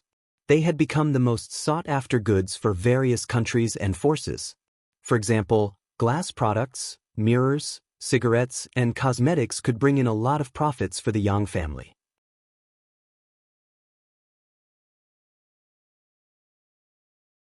Chapter 1254. When money was no longer a shackle to development, it also pushed the wheel of Xia's development to become stronger and stronger. With money came endless motivation. When the textile industry was constantly improving and developing, the iron smelting technology had also improved. After a large area of land was also developed, Xia's development had become unstoppable. Every day, a large number of military supplies were transported to the front line by water and land. They were transported to the 5-star army who were about to go to war. They were the most solid backing, helping them to exert their most powerful combat power on the battlefield. Just like all the soldiers of the 5-star army in the first city and the areas west and south of the first city, each of them had a cotton military coat. It could not only keep them warm in the cold weather, but it could also become a life-saving garment. Such a good thing was envied by many of their enemies. However, they could only be envious.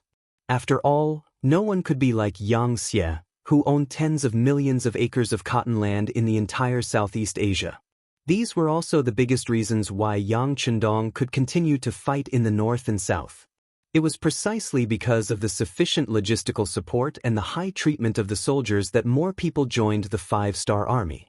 This allowed the military strength of the five-star army not to retreat after a long war, but to expand instead. Young Master, 500,000 taels of silver have been used. There are less than 1.7 million taels of silver left in the square. Beta Persei was not only Yang Chendong's servant, but he was also responsible for his absolute safety. Most of the time, he also acted as an assistant, secretary, or even a housekeeper. Okay, got it. Yang Chendong did not stop his actions because of Beta Persei's report. At this moment he was drafting a telegram to send to the new five-star army. With the sudden addition of White Shuang's 4th Regiment, the originally disadvantageous situation was instantly reversed. Although they were still inferior to the other party in terms of total military strength, they were already on par with each other in terms of combat strength. What followed next was a stalemate. At this moment, it would be a waste to send out all 3 newly formed armies. At this moment, Yang Chendong was thinking about how to counterattack. The first step of the counterattack was to break the siege of Turpan, and then make the necessary preparations for the next step. Yang Chendong was the undisputed leader of Xianxia and the five-star army. What was a leader? He could see things that ordinary people couldn't see, think of things that ordinary people couldn't think of, and make the right decisions that ordinary people couldn't make. Taking one step and seeing 3 steps ahead was an expert. Taking one step and seeing 5 steps ahead was the style of a general. Taking one step and seeing 10 steps ahead was the style of a true leader. Yang Chendong was the master of taking one step and seeing 10 steps ahead.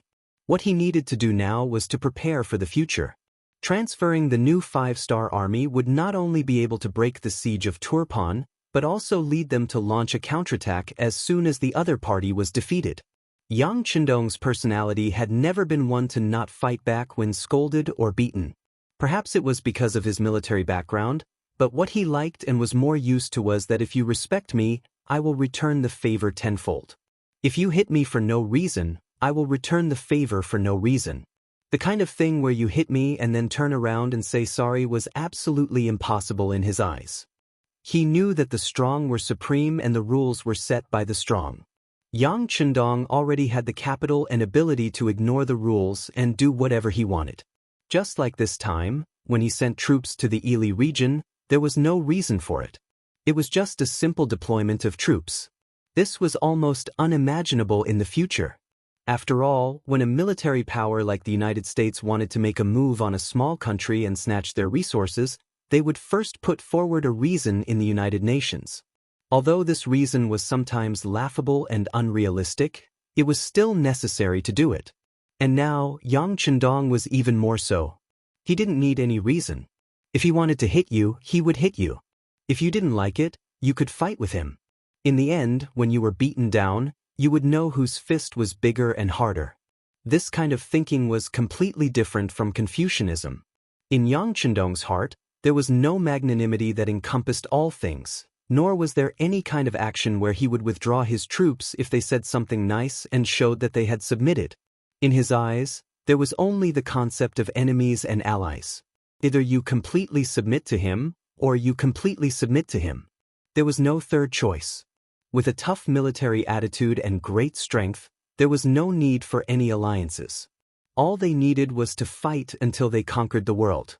When the world was under their control, it would naturally be the time to unify the world. With such a big ambition and goal, how could Yang Chendong be trapped in a small Turpan capital? When many people were worried about whether they would be surrounded if they stayed here and whether there would be danger if the city was breached, what Yang Chendong wanted to do was to use this to attract everyone's attention. How to dispatch more troops and how to kill the so-called five-nation coalition army.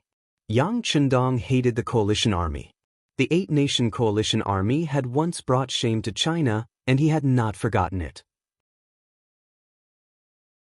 On the battlefield of resisting U.S. aggression and aiding North Korea, it was also the coalition army of more than a dozen countries that wanted to bully China.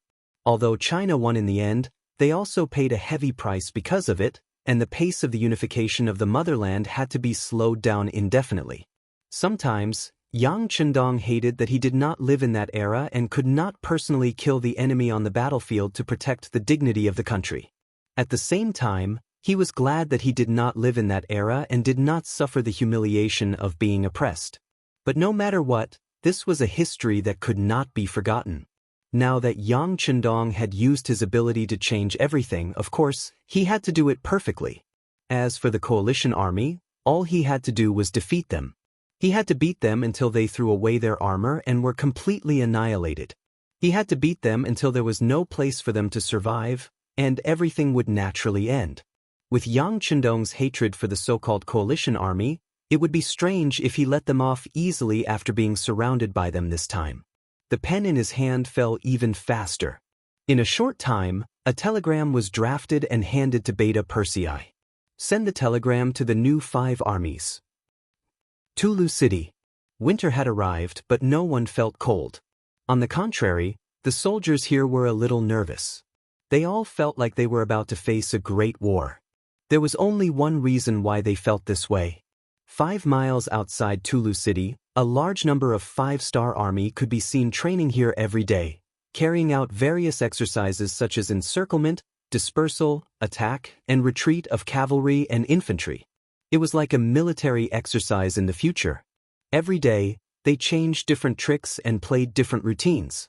The shouts of killing could easily be heard from 5 miles away, reaching the eyes of the Baiming army soldiers guarding Tulu City. In the beginning, everyone was still very curious. Quite a few soldiers and commoners also walked up the tower with this curiosity. They looked at the constantly moving black dots from afar and heard the battle cries from afar that could not be ignored even though they were still far away. However, as time passed, they got used to it. No one paid attention to it anymore. However, Commander-in-Chief Shi Heng, who was about to send troops to Dawn City, stopped all military operations because of this. Of course, he knew about the training of the 5-star army outside the city. Not only did he know, but he also knew that this was a warning from the 5-star army. He had also sent people to calculate. When he got the answer that the number of soldiers of the 5-star army outside the city had exceeded 200,000, and this number was even going to increase. Shi Heng's original plan to attack the Shi city had to be postponed indefinitely. The shouts were very loud. Just from the shouts of killing, one could hear the strong morale of the 5-star army. Facing such a strong army, Shi Heng was not confident that he could win in one strike. Without confidence, he naturally would not send troops. Even though the earliest 200,000 reinforcements of the Baiming army had rushed over from Jingdu and a large amount of provisions had been transported, Shi Heng still used the cold weather as an excuse to write a letter to the acting emperor to ask if they would fight in the spring of next year. Although he said that he wanted to ask for instructions, in reality, Shi Heng had already made a decision. No matter what, he would not easily make a move. In any case, military orders could not be given. If he did not want to, he could naturally find a lot of reasons to delay. Thinking about it, when Dawn City was in trouble and was besieged for more than a year, it was still not broken through by the joint forces of the Walla army. Now that the enemy had strong soldiers and horses, how could he defeat the enemy? Because of the change in Shi Heng's thinking, the original plan of Baiming's winter offensive had to be suspended. Shi Heng was like a venomous snake hibernating in the dark, waiting for an opportunity. He did not believe that the Baiming army could continue this kind of drill every day.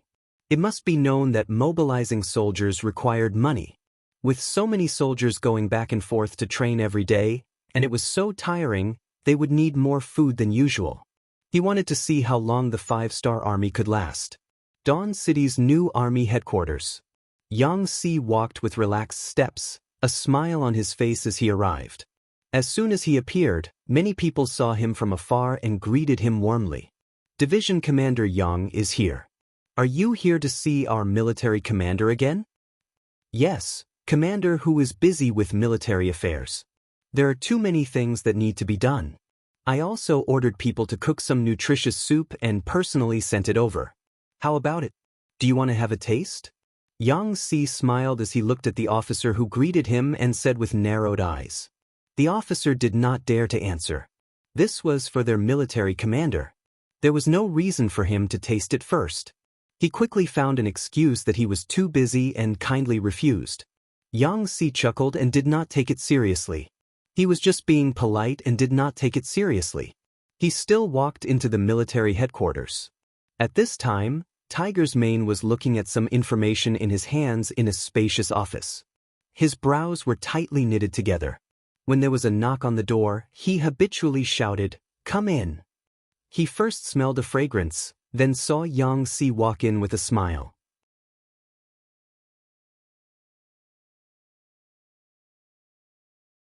Chapter 12:55. Oh, you're here. Quick, let me take a look at this list. Is there anyone you're familiar with?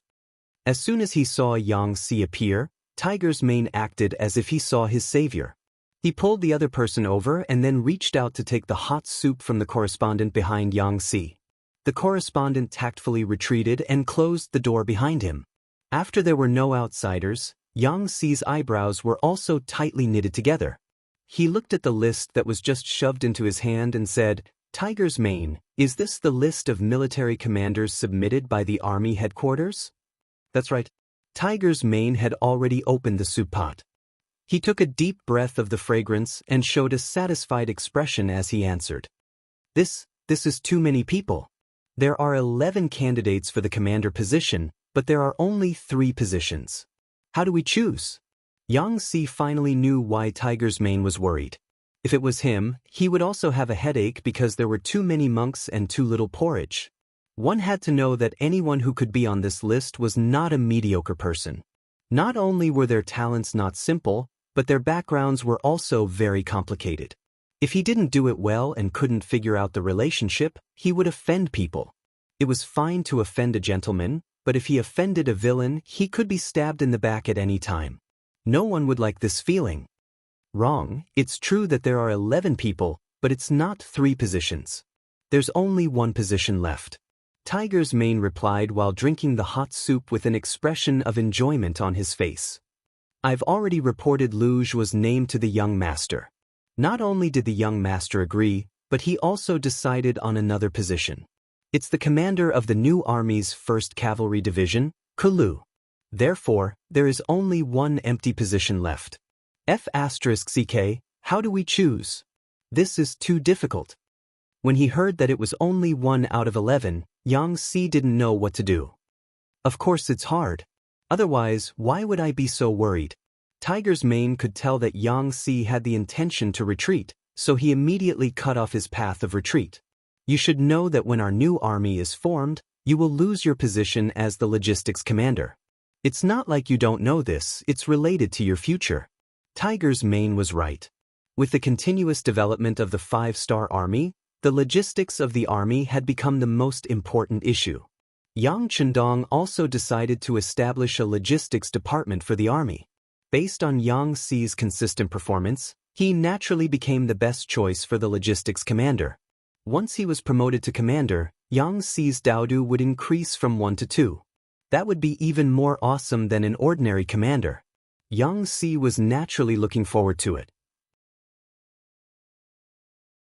However, Yang Chendong also said that the logistics department needed to fully cooperate with the establishment of the new regiment. Only when the new regiment was established would it be changed from a division to a division. This was why Tiger's Mane said those words just now. After being checkmated by Tiger's Mane, Yang Si didn't decline and looked at the list seriously. At this moment, the two didn't mention asking for help from Yang Chendong. They knew that the young master was already very busy. If they let him worry about the selection of a commander, wouldn't it show that they were too incompetent? Although these 11 people might have backgrounds behind them and represent different interests, one was Yang Chendong's errand boy since he was young, and the other was a servant of the Yang family. When the two of them joined forces, there were not many people who could make them feel afraid. I'm not familiar with most of the people on this list. How about this? I'll look for third brother and ask him to do a detailed investigation of these people. Yang Si also shook his head after looking at it for a while. He hadn't heard of many of the names. If he was asked to make a choice now, it would be a bit difficult. The third brother that Yang Si mentioned was naturally the current director of the Security Bureau, Yang San. Over the years, the Security Bureau's development could be said to be very powerful. Its tentacles extended to all walks of life. It was definitely not a problem to investigate these 11 people with high identities. At the same time, Tiger's Mane, who was also the director of the intelligence department, nodded after listening. Okay, then I'll send a telegram to Yang San in the name of the director. After this telegram was sent out, it suddenly had a great impact on the entire Xianxia and the 5-star army. But this is a story for later. New 5-star army. At this time, they had just entered 8 Mile City and were taking a short rest here. The 1st Division and the 2nd Division both arrived a step earlier than the new 5-star army. At this time, the 1st Division had already entered the battlefield, and the 2nd Division was also preparing to leave the city in 2 days. Only the new 5-star army that had just arrived still had to wait for the 2nd Division to set off before they followed. It's just that the plan didn't change as fast as the changes. A telegram was presented to Commander Shi Wanshan, causing his expression to become extremely nervous. Bugnam of Gojoseon is actually surrounded in Torpon City? Looking at this telegram with the word, top secret, written on it, Shi Wanshan was dumbfounded. His hand that was holding the telegram trembled. He looked up and found that there was no one else around, so he calmed down a little. He knew very well in his heart what kind of sensation and impact this news would cause once it was spread out. He was afraid that the entire battle plan would have to be changed. After all, no one's safety could be compared to Yang Chendong's. Such an important rescue operation was actually handed over to the new 5-star army. This is absolute trust, and also a heavy responsibility. After reading all the contents of the telegram, Shi Wanshan let out a deep breath. There was some excitement in his eyes, but more than that, there was excitement. As a surrendered general and the commander of the new 5-star army, Shi Wanshan had always been under a lot of pressure. Because of their foundation, many high-ranking generals in the new 5-star army were surrendered generals. But it was very rare for someone like them to be given the important position of commander right after they surrendered. Shi Wanshan had also heard that his position had already been favored by some people. His appearance was tantamount to breaking some people's wishful thinking. Now, he didn't know how many pairs of eyes were staring at him, waiting for him to make a mistake and kick him into the dust. Because of this, Shi Wanshan had to be very careful and cautious with every move he made. This was to not give out any information that could be used against him and bring him trouble. At the same time, he also had to think about how to make contributions on the battlefield to prove his ability and to slap the mouths of those who looked down on him. He had already thought about how to show his daring side and prove his strength in this battle with the coalition forces of the 5 countries. He never thought that an even better opportunity to prove himself would appear. Come to think of it, winning any battle wouldn't be more influential than resolving the danger of Yang Chendong being besieged. And since this heavy responsibility had fallen on his shoulders, he had to complete it well. This was the first battle since the establishment of the new 5-star army, so he had to fight it well. Come, call all the division commanders here for an emergency meeting. Shi Wanshan was very excited, but he didn't blindly order the army to set off immediately. He had to gather everyone's wisdom and strength and hold a meeting to list all the possible problems. If they could solve it, they would solve it. If they couldn't, they would try their best to solve it. Not long after the messenger left, the 4 division commanders of the new 5-star army, Ancient River, Liu, Meng Chao, and Ning Wenfeng, rushed to the temporary military headquarters and appeared in front of Shi Wanshan. Everyone is here. Take a seat and read the telegram first. Shi Wanshan didn't beat around the bush and went straight to the point. The 4 division commanders were all confused. They didn't understand what kind of telegram could make the military chief so solemn. However, when they finished reading the contents of the telegram, they all stood up in shock. It was obvious that the contents of the telegram were too shocking. Military chief, is this telegram real? The commander of the 2nd Cavalry Division, Liu, couldn't help but ask after passing the telegram to the commander of the 3rd Cavalry Division, Meng Chao. But after asking the question, he smiled awkwardly. What kind of joke was this? The telegram was something unique to the 5-star army. Who would know how to make it? Also, even if it was fake, no one would dare to joke about such a thing. Sure, Wanshan didn't ask any questions because there was no need to. He just looked at the 4 division commanders with a serious expression. When they all finished reading the telegram and looked up, his voice rang out. Military intelligence is in order. Bugnam of Gojoseon is surrounded. This is an urgent matter.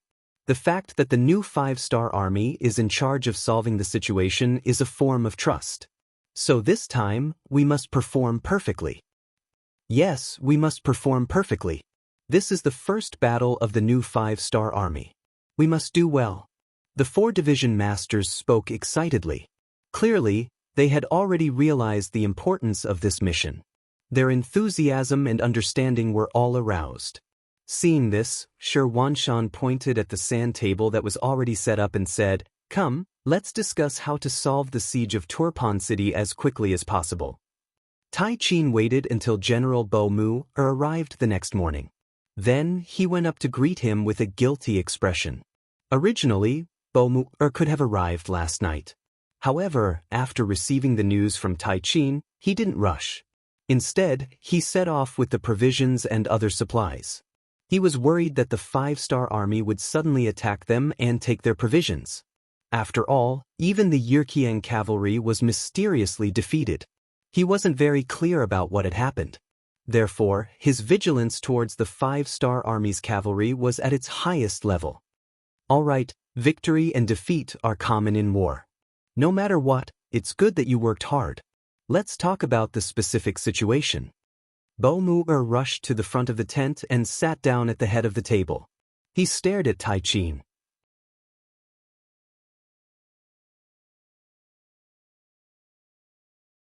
Chapter 1256.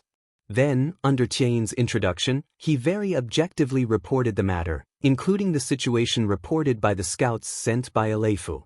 Bo Mu finally knew the whole story, and said with a serious expression, "In that case, the 5-star army really has a lot of capable people. The Han people's culture is really broad and profound, and their art of war can't be underestimated.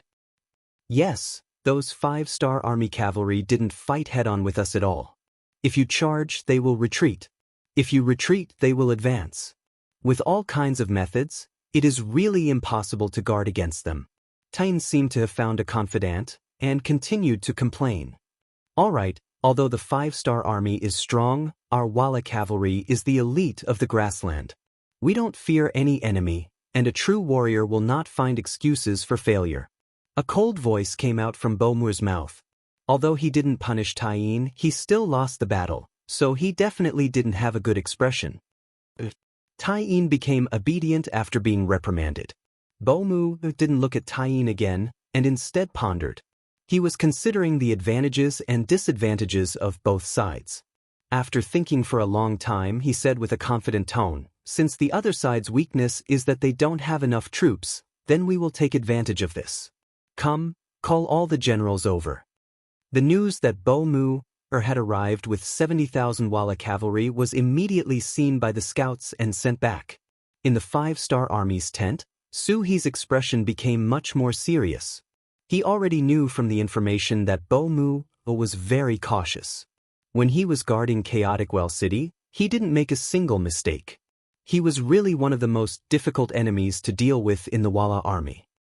This Bo Mu definitely won't advance rashly unless he doesn't send troops. Once he sends troops, he will definitely advance steadily.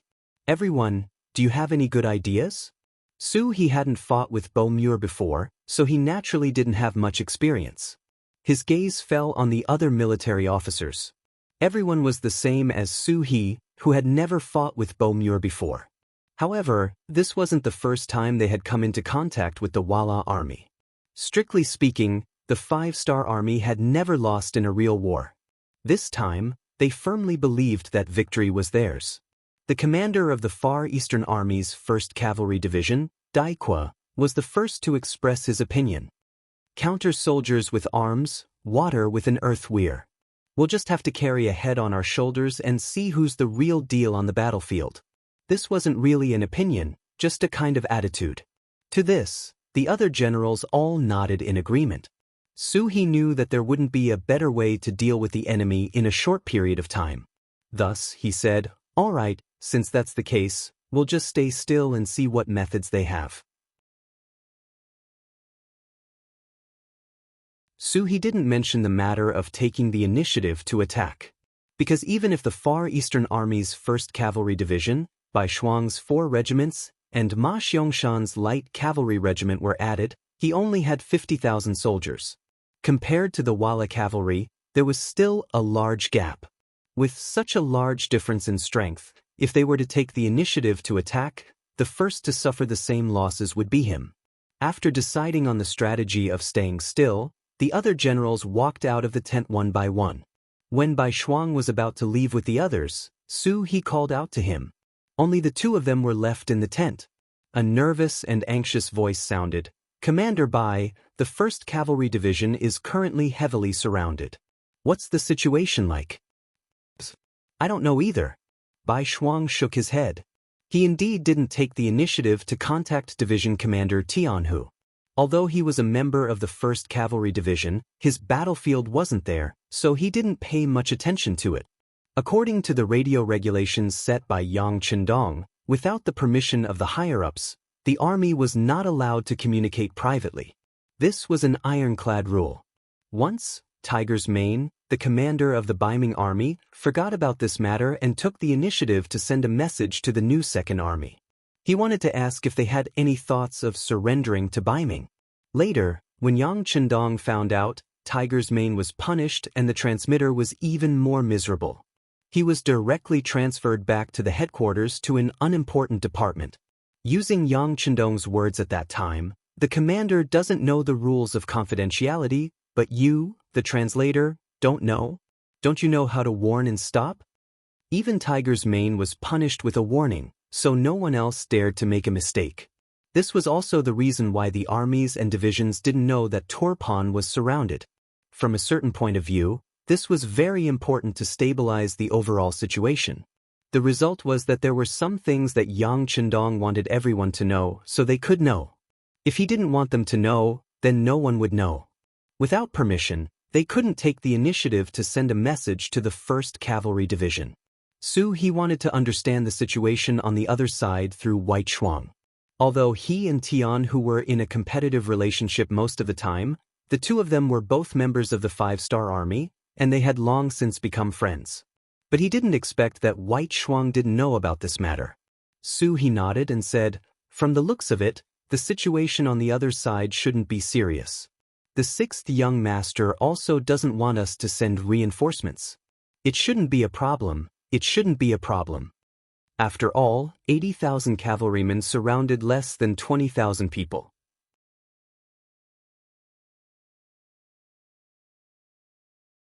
He was just following Yang Qindong's orders.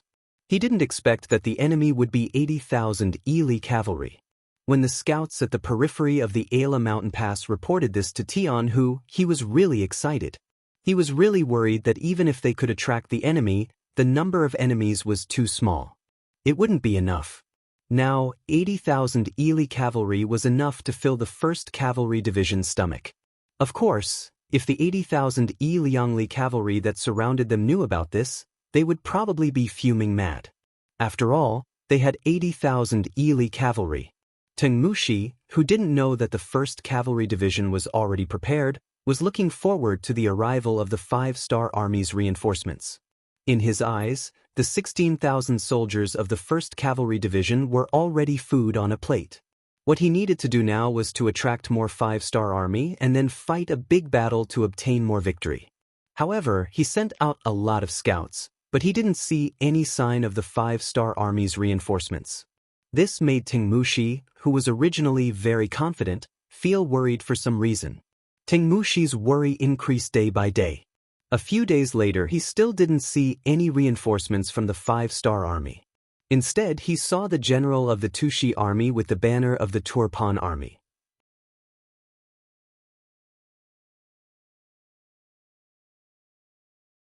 Chapter 1257. After Tushi's camp was raided, he immediately fled. Not only that, he also gathered his troops along the way. Now, the number of cavalry under his command had recovered to 15,000. Although it was only half of his peak, he still had hope in his heart. That was the 80,000 Ili cavalry at the Ala mountain pass.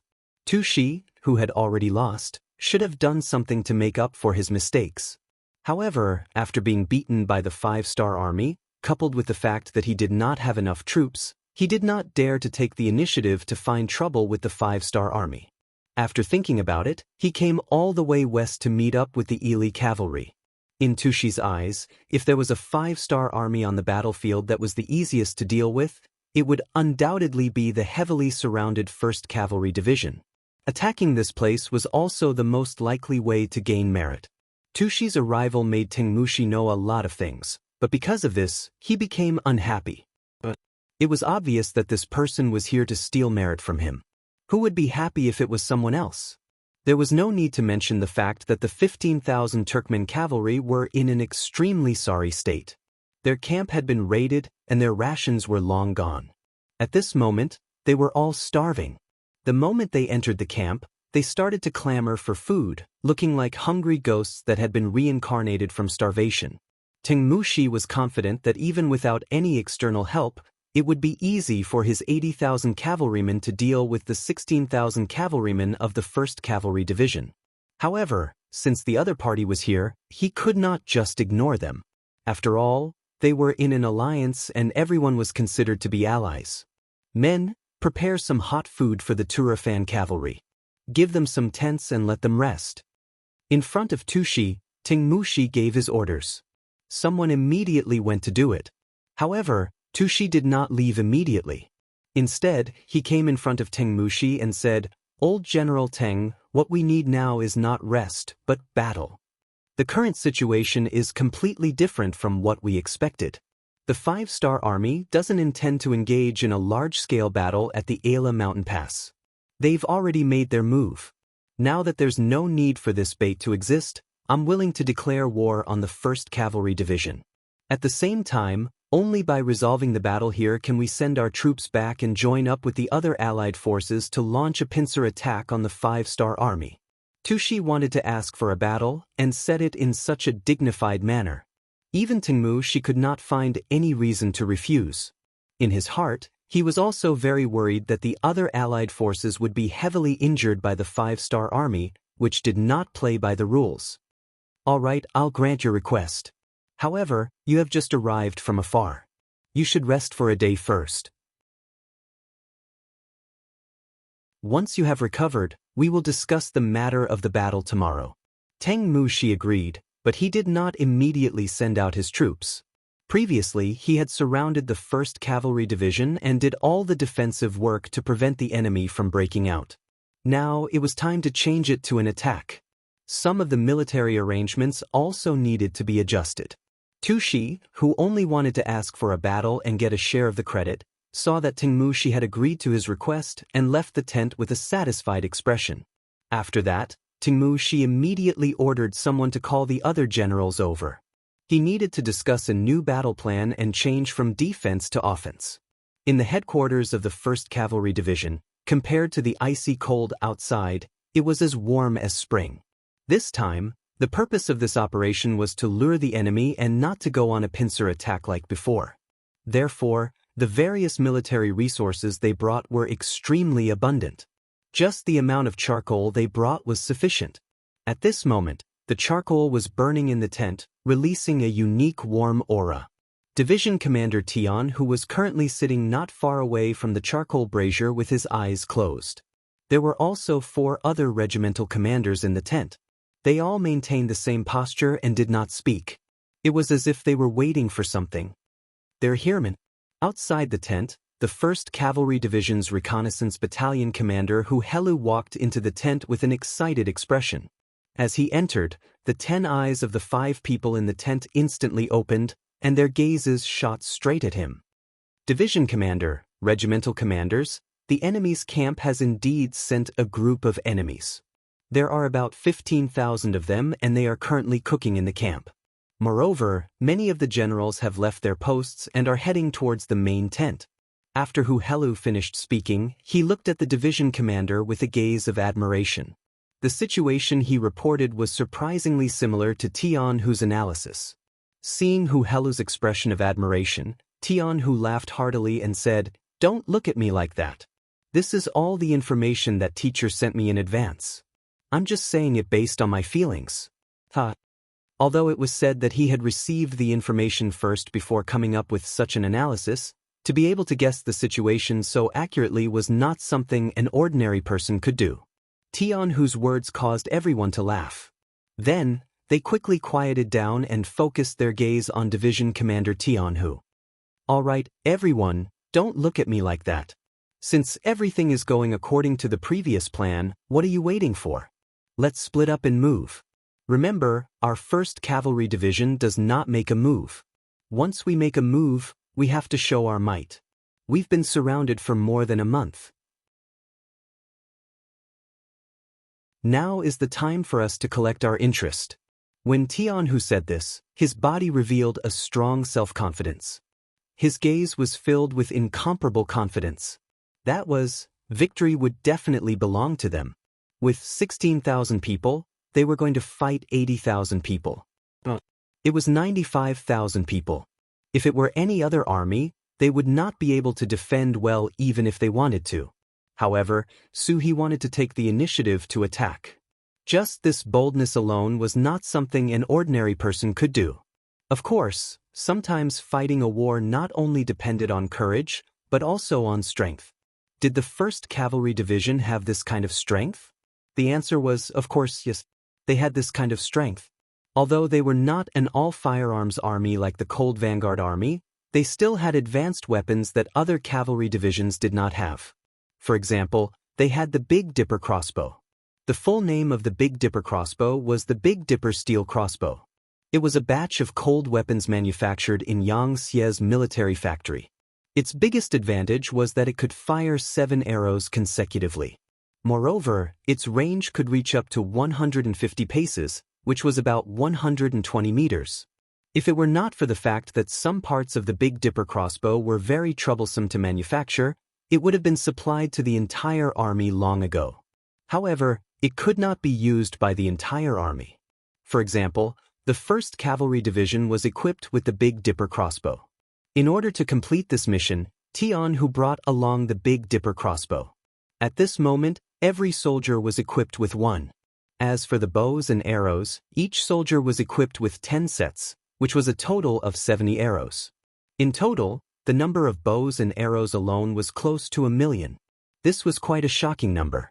It was also the entire stock of the 1st Cavalry Division. Even if Yang Xie's military factory were to manufacture these, it would take more than a year of hard work by thousands of people in a special department. Using so many bows and arrows on a single enemy, one could imagine what kind of shocking result it would have. The reason why Yang Chendong dared to put the 1st Cavalry Division in such a dangerous situation was because of the Big Dipper crossbow. Such a good weapon, whether it was for defense or offense, was a powerful weapon. Knowing the strength of this weapon, Yang Chendong had already ordered Yang Xie's military factory to speed up production. It was a pity that what Yang Xie lacked the most were iron and copper ores. Although they had occupied a lot of territory and obtained some similar resources, they had given them to the Navy first. In comparison, the demand was greater than the supply. Otherwise, the strength of the 5-star army would increase by more than a level. With the Big Dipper crossbow, the 1st Cavalry Division would be like a tiger that had grown wings. After Division Commander Tianhu gave the order, the 4 commanders stood at attention and walked out of the camp one by one. Following that, the various regiments quickly gathered. Tianhu and Recon Battalion Commander Hu Helu each found a regiment and joined the army. A crazy counterattack that had been prepared for a long time began. According to the previous battle plan, the 4 regiments split into 4 different directions and began their counterattack. The first to face the enemy was the 3rd Regiment commander, Hu Anlu. Hu Su had been a subordinate of Tuo Tuabuhua, and Tuo Tuabuhua had died at the hands of the Walla cavalry. Because of this, Hu Su hated anyone who was on good terms with the Walla more than anyone else. When he led a regiment of 4,000 elite cavalrymen out of the camp, they charged towards the 10,000 elite cavalrymen on the west side like wild horses. Third Commander, we have to move quickly. After we deal with this, we still have to help the other regiments attack the Southern Empire. Let's end this quickly. Vice Division Commander Hu and Vice Division Commander Lu urged their horses forward as they spoke to Hu Bo, who was also charging forward. Understood. After Hu Bo agreed, her expression did not change, but she waved her whip even faster, leading the 3 regiments to charge towards Li Bali's army 8 li away. Tingmu Shi was quite good at leading his troops. Out of the 80,000 soldiers under him, he sent out 40,000 to guard the east, west, and north sides of the Ala mountain pass. The east and west sides each had 10,000 cavalrymen, while the north side was facing Hoboksari city, so he sent 20,000 cavalrymen. The other 40,000 cavalrymen were placed in the south, which was the direction of Li Bali. This was to ensure that if the situation turned bad, he could retreat quickly. At the same time, in order to prevent the 1st Cavalry Division from suddenly breaking out, he kept the distance between the 2 sides at least 8 miles. This way, even if there were any movements, his troops would have some time to prepare.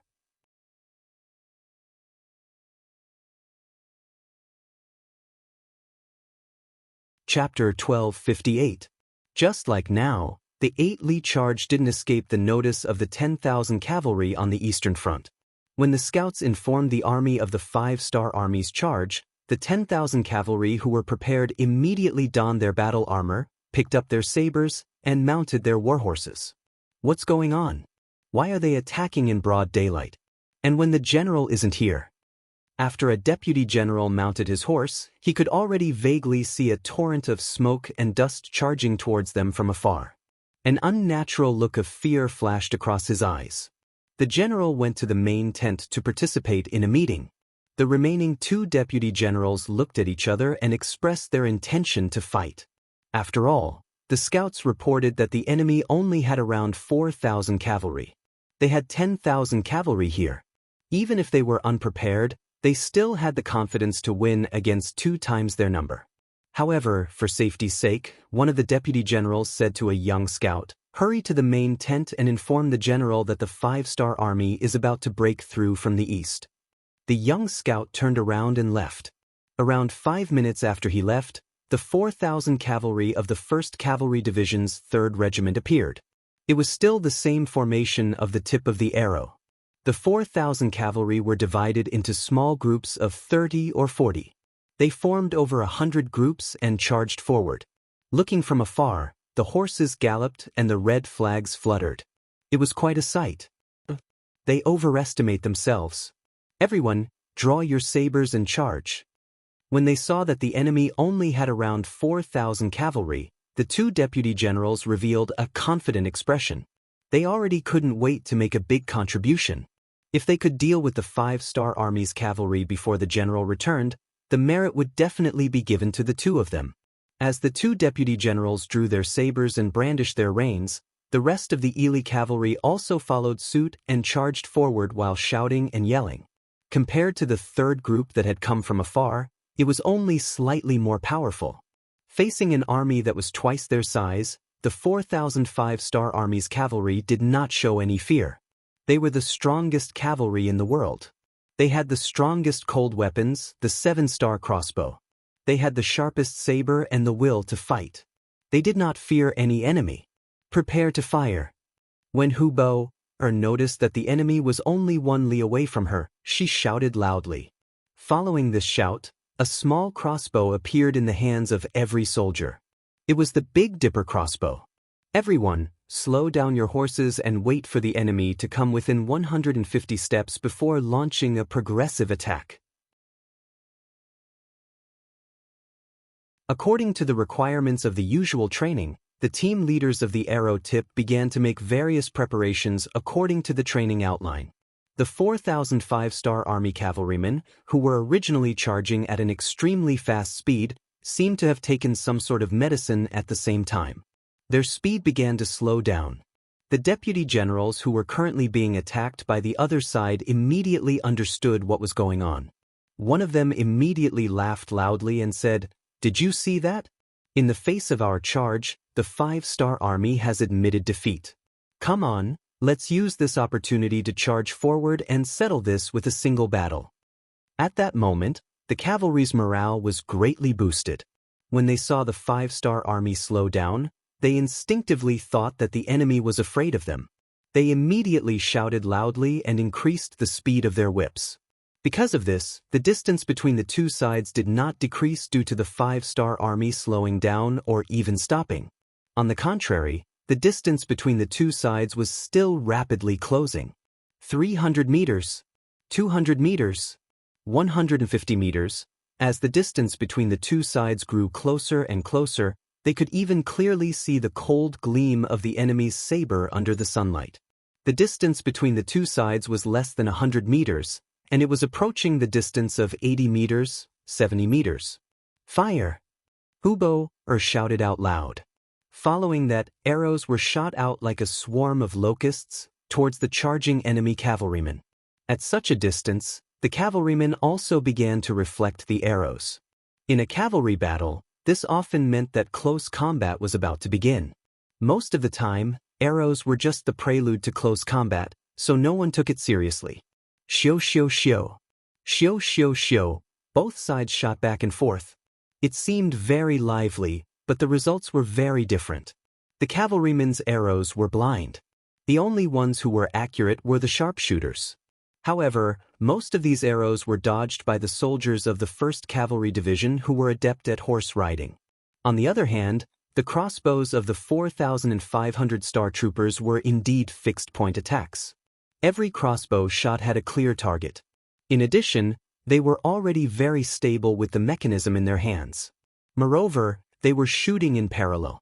Every arrow shot down was flying towards the target at high speed. It was as if they would not return until they had achieved something. The cavalrymen of the Ili army had never seen such a thing before. It was only when the 1,000 cavalrymen at the front were all hit by the arrows and fell from their horses that they finally realized the power of the 5-star army's archery. However, it was clearly too late for them to react. Now that they had entered the range of the Big Dipper crossbow, there was no way to save them. As more and more crossbow bolts were fired, more and more of the Ili cavalry were killed by the bolts or fell to the ground from their injuries. The so-called advantage in numbers had now become a living target for the 5-star army. The more people there were, the higher the probability of the arrows hitting the target, and the more cavalrymen fell from their horses. What's going on? When he realized that the number of cavalrymen at the front was decreasing and that he, who was originally in the middle, was about to become the vanguard, one of the deputy generals revealed a puzzled expression. In an instant, this thought flashed through his mind. Before he could react, a crossbow arrow had already pierced through the air and headed straight for his head. It must be said that the deputy general was indeed different from normal soldiers. When he saw a black shadow approaching, he instinctively swung his sword. The crossbow arrow collided with the cavalry sword, and after a crisp ding sound, the arrow flew to the side. However, before the deputy general could react, another crossbow arrow flew over. Another crisp sound of collision sounded, and the crossbow arrow fell to the ground again. However, the 3rd, 4th, and 5th crossbow arrow quickly followed. It was clear that the 5-star army's cavalrymen had noticed this deputy general's extraordinariness, and he became the target of their care.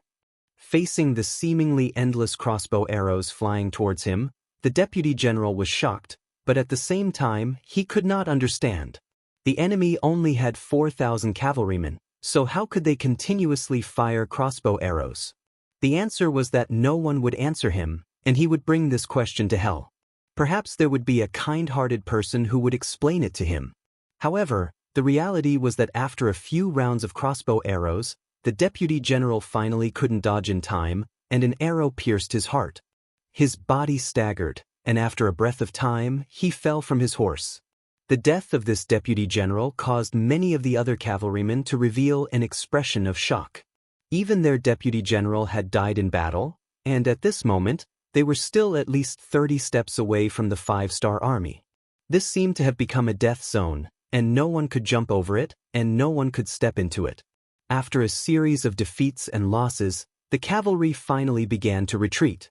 In their eyes, these opponents were not human at all, especially the speed of their arrows, which was beyond their imagination. Even when the Mongol Empire was at its peak, their archers could not maintain such speed. The morale of the Ili army's cavalry had plummeted after they had suffered heavy losses. They were no longer as high-spirited as before. Some of them had even turned around and left. They wanted to maintain a sufficient distance from the 5-star army. Want to leave? A mocking look flashed across Huboa's face. What did they think the 3rd Regiment was? That they could come and go as they pleased? Was this really a market? Come on, boys, it's time for us to charge. Charge. Hubo put away the 7-star crossbow in his hands and pulled out his cavalry blade. With a loud roar, he led the charge towards the retreating cavalrymen. In all honesty, the cavalrymen were not truly afraid. They only wanted to retreat a little and maintain a sufficient distance from the 5-star army, so as to not let the crossbows unleash their full power. However, under Huboa's charge, they seemed to have become a defeated army and wanted to turn around and flee. Behind them came the rumbling of hooves, and the snow that was kicked up covered their bodies, giving off a feeling of heavenly soldiers descending from the heavens. The 4,000 cavalrymen of the 5-star army were filled with fighting spirit. With the help of the 7-star crossbows, their morale was greatly boosted. Seeing that their commander had taken the lead, how could they be courteous? All of them kept their crossbows and pulled out their cavalry blades, roaring as they charged forward. On the other hand, the Ili cavalry's morale had fallen to the lowest point. They only wanted to turn around and retreat a little. However, the 5-star army took advantage of this opportunity. Hearing the battle cries behind them, they looked around and saw that their comrades were frantically fleeing. Occasionally, there were some who wanted to resist. However, when they saw that the situation was about to change, they could only sigh in their hearts before turning around and fleeing together with them. In this way, the retreat became a true retreat. This trick made many of the Ilianli cavalry feel extremely depressed. However, they did not have any way to turn the situation around. This was because if they stopped and dared to turn around, they would have to face the cold blades and merciless killing intent of the 5-star Corps cavalry. You're tuning into the Wang Lin's Journey YouTube channel. Don't forget to subscribe and join us on this journey to catch the most captivating stories.